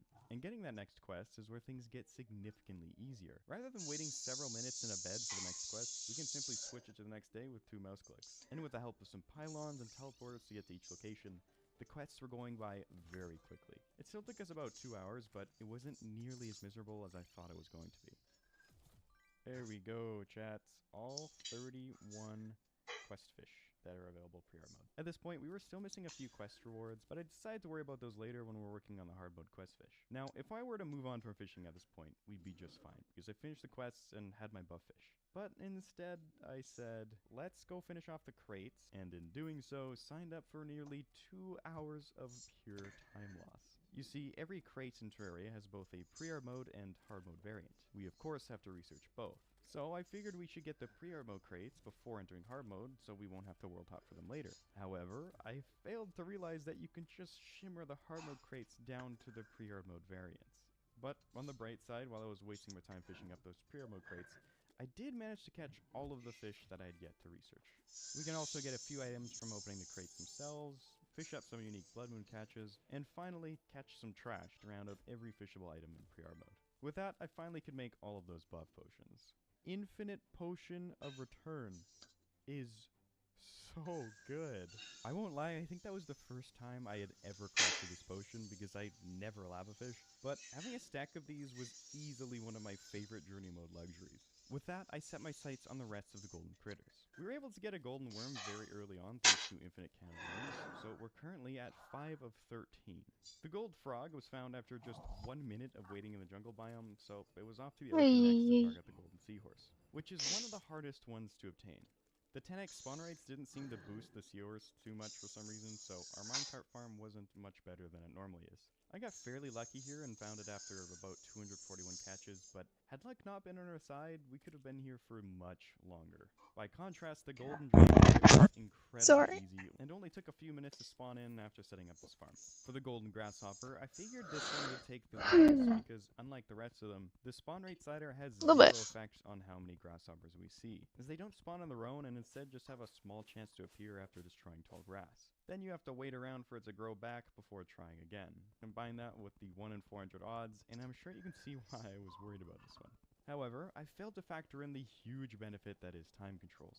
With a long enough skybridge and time acceleration, most of the tall grass grows back by the time you reach the end of the bridge, so there's actually zero downtime. And those greater luck potions seem to be really putting in the work, because once again, after just a few minutes into the search... Oh, nice, it was just on the ground. Can you imagine I missed it? Easy. Butterflies have a much more complex spawn mechanic compared to most of the critters. But all you have to do in journey mode is set the wind speeds below 20 miles per hour, skip through days near a town until you notice a lot of butterflies spawning, then freeze time and wait for a golden one to show up. Alright. Oh my god, we already got it. Okay. For the golden water strider, I used the Now, bottomless water bucket that we got from it the is inlet time and for flooded the coloring. town, cranked up our Coloring spawn rates, time. and... Let's get rid of that. Oh my Yay, god. yay. It's here. It's already here. Do you guys see it? Oh my god, it's right I in hate my the face. fact that you Okay, can't make it that's completely insane, flat. guys.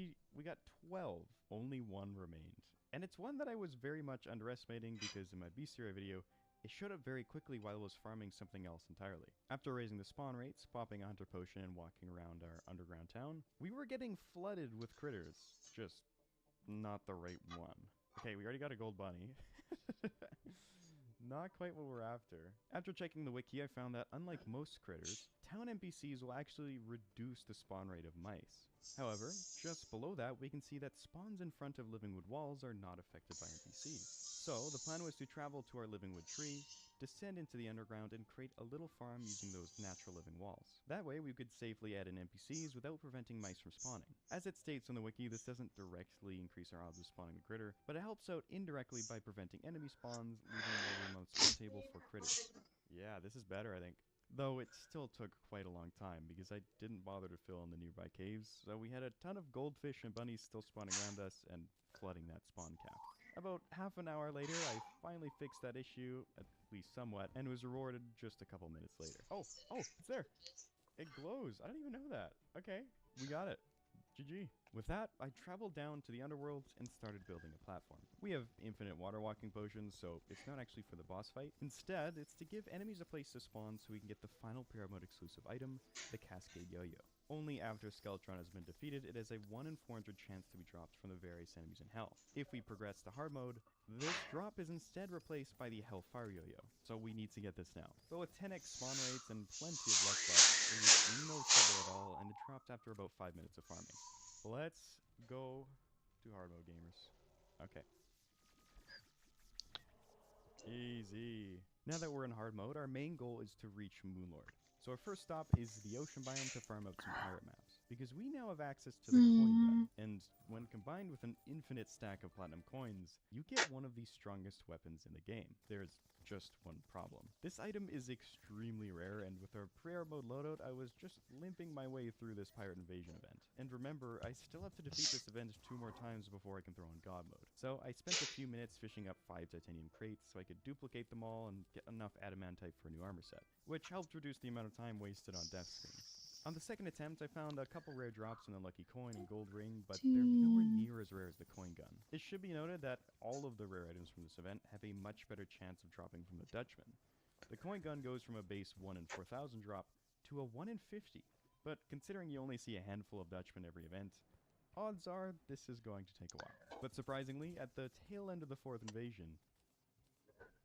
let's do that. Gun? What? Oh, we got it!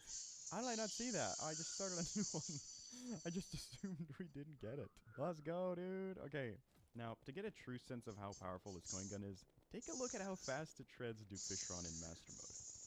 How much damage is already done? That was one phase, chat. Generally, the reason to fight Duke Fishron so early is for its strong weapon drops, but as you can see, we have that department covered. This time around, we're here for the movement options. The Duke Fishron wings are some of the best in the game, and the Shrimpy Truffle mount is incredibly broken when you have control over the rain. It becomes the fastest mount in the game and also grants you a 15% damage bonus. Next up were the mech bosses, and I started with the twins, and as you can see, this boss had no chance against the coin gun. Afterwards, I crafted a ton of new entries with the Howler bars, including a weapon that would, believe it or not, temporarily eclipse our coin gun. You see, the only downside to the coin gun is that it doesn't pierce at all. So for a boss like Destroyer, the Superstar Shooter makes a lot more sense. Oh, I love this game. While we couldn't defeat Prime quite that fast, the coin gun still made short work of the boss, which means we're now ready to hit the It's jungle. current I had social 24 media, I times the game guess. speed, but even still, it took about 20 minutes to get a Plantera gold. But in the meantime, I was able to finish researching Chlorophyte, which gave us a good chunk of entries, and also was able to research Life Fruit for the extra health. Usually I mine out a larger area for Phase 1 Plantera, but with the coin gun in hand, I figured it wouldn't be necessary this time around. Golem was the first boss to actually challenge us in hard mode, partially due to the confined space, but also because of a very unfortunate misinput. 242. Should be good there. Maybe I'll... Oh, we have a grab. Oh my god. I picked up a grab potion on the way to the boss by accident, and it cost me the fight. And it's a long way back to this boss, so I decided to leave the rest of the kills for later, just in case we have another mishap. Instead, after defeating Golem, I made an above-ground mushroom biome for the Truffle NPC, crafted treatment armor, farmed out the sniper scope, and then went after the Empress. We defeated her twice at night for the regular drops, and once during the day for the Terra Prisma, which is a weapon that will become incredibly useful once we get to the farming stage of this run. The lunar event as a whole was pretty typical once we swapped over to the Vortex Speeder, and the only thing I had to worry about was recording the credits theme with a music box. I don't think I've ever used these before, and I wouldn't be shocked if a good chunk of you watching haven't either. But if you equip a music box in an accessory Yeah, are you gonna do that? Record the current track that is playing. What's important about this credits theme is that it only plays once per world after your first Moonlord kill. So if you miss it, you'll have to world hop for it later and kill every mandatory boss again on that second world just to get another chance. It plays for quite some time, so realistically, as long as you remember to do it, you can't miss it. But despite talking about it right before the fight, I completely forgot about it and would have missed it if not for my chat.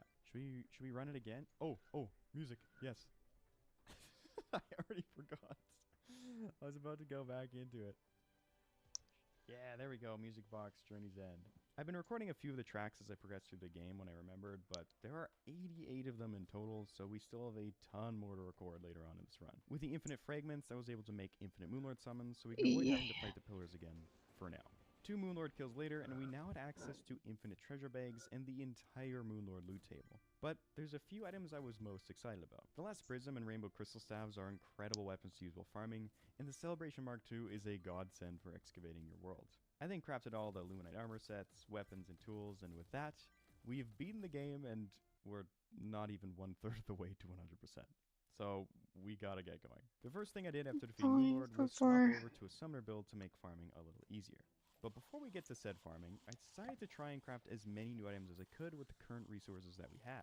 And because there are so many niche crafting stations, I made this all-in-one crafting area that I saw on the wiki. After using the artisanal loaf, as long as I'm standing in the middle and have the prerequisite ingredients, I can craft any item in the game. This will save me a lot of time and effort wandering around trying to figure out the correct crafting station. The Terraria checklist website splits the items into different categories to try and keep you sane, and the walls category looks pretty easy, so I focused on that one first. I started off with basic ingredients like wood and stone, and of course if I ever noticed something that I still had to research in the crafting window, I would also take care of that as well. Stone can combine with every ore, every gemstone, and every celestial fragment to create a corresponding block, and each of these blocks also have their own walls. Then for whatever reason, Hellstone ore in particular had like 4 different wall types to craft. I have no idea. I noticed a bunch of statues that I could craft. While most of these have to be found randomly in houses within the underground, all of the numbered, lettered, and critter statues can thankfully be crafted. The painter had a ton of wallpapers to buy, and while I was at it, I visited the rest of the NPCs to buy out all of their items.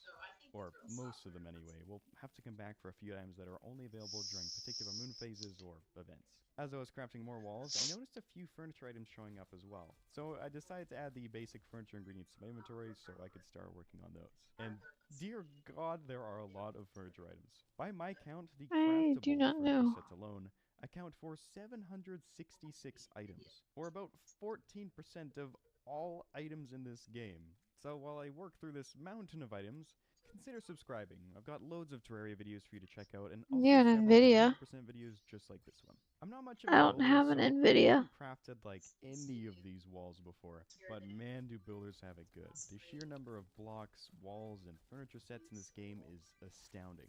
Not to mention, all of them can be combined with the different paints to create a brand new look, which is amazing for Terraria and all the builders out there, but it makes for a very tedious 100% journey character. And if I didn't have a checklist or wiki to reference, I'm convinced I'd never find some of these. For instance, if you throw Luminite Brick into the Shimmer, you'll get a new block called Cosmic Ember Brick. Or maybe you'll get the Heaven Forge Brick. Or perhaps the Lunar Rust Brick. You see, there are 8 different Shimmer results that correspond to the 8 different moon phases. Which, don't get me wrong, this is really cool, but with how obscure they are, I bet a lot of you watching didn't even know about them. After a solid 5 hours of crafting, we have researched basically every wall and a good chunk of extra items in the process, and have nearly doubled our overall completion. But we're not done yet. I then focused on the projectile category because I figured that would be an easy one to check off. However, this category had far more items than just your typical ranger ammo. We've got critters, pets, tons of golf balls, several kites, and much more. I got this category to 77% complete, but decided to save the rest for later because quite a few of these required us to go quite far out of our way to get. So next up was the armor category, though a massive chunk of this actually just belonged to vanity sets. I defeated the Eater of Worlds to get Demonite ore, crafted the corresponding armor set, tools, and weapons, before doing the same with all the hard mode ore sets. The Claw of the Air had a ton of vanity sets to pick up, some of which were only available during certain moon phases, so once again, I was finding myself feeling very grateful for journey powers. And I was able to craft a few more sets as well before moving on to the crafting section, which is where things really started to slow down. A lot of these entries were one-off items, and some of them were much harder to find than expected. For instance, the webbed chests and its contents were seemingly nowhere to be seen in this world. I was under the impression these chests weren't that rare, but I found spider nest after spider nest, and none of them had one of these chests. We can excavate our world extremely quickly thanks to the Celebration Mark II, and yet it still took over an hour of searching before we found this thing. I don't know if this was just a drunk world quirk or if I was getting really unlucky, but this part was rather frustrating. On the bright side, I made some good progress on the statues and the painting grind, which is another area of the game I was not at all looking forward to. No, I'm I'll not. get into that a little later. Afterwards, I farmed out a good chunk of the solar eclipse, loaded up on the many strange dyes in this game. No, I and found one of the don't. rarest items in the game. Oh, I do that's not. huge. Okay, we got the slime staff. I was thinking we'd have to farm this out specifically later on, but we'll take that. Cool. With that, I turned my attention to the weapons. Once again, Yeah. I was feeling grateful for the checklist because I completely forgot some of these weapons even existed. I don't think I've ever made holy water, and if I did, I definitely never realized it was a weapon. And so, 10 hours after defeating Moonlord, we have gone from 30% all the way to 70% completion.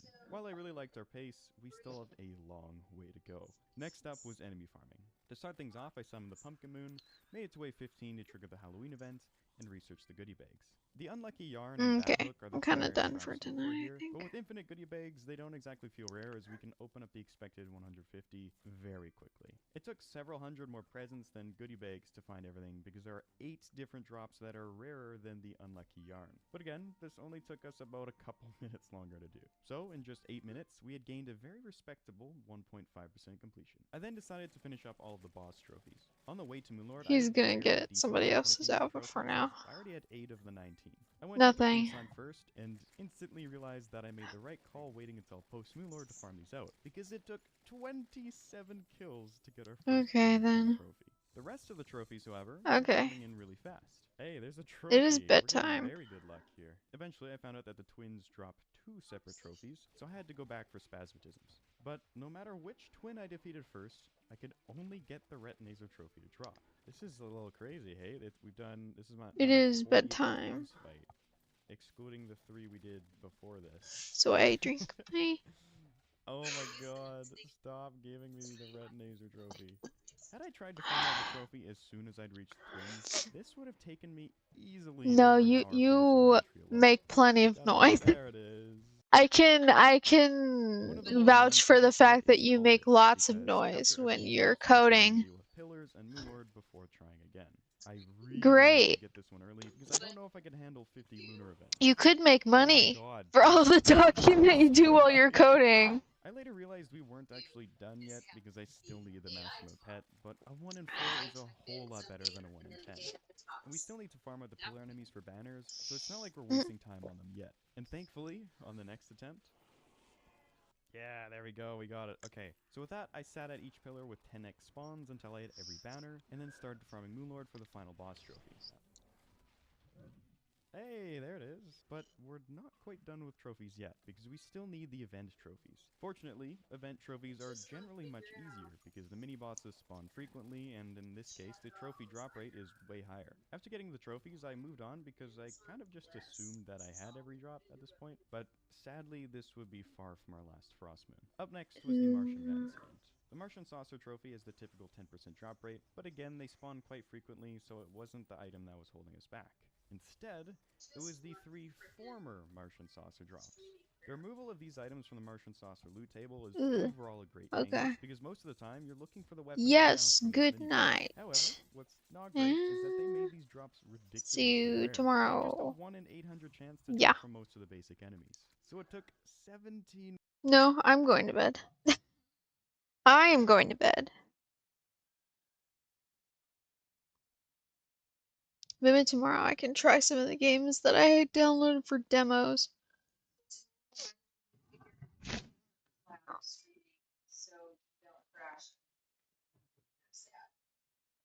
It doesn't make me sad, but yeah, we can figure that out.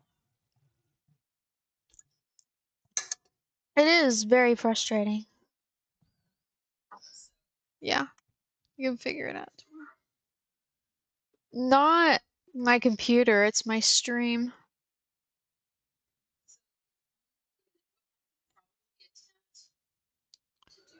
Okay. Bye bye. Bye bye. A. Bye bye. Okay. Thank you.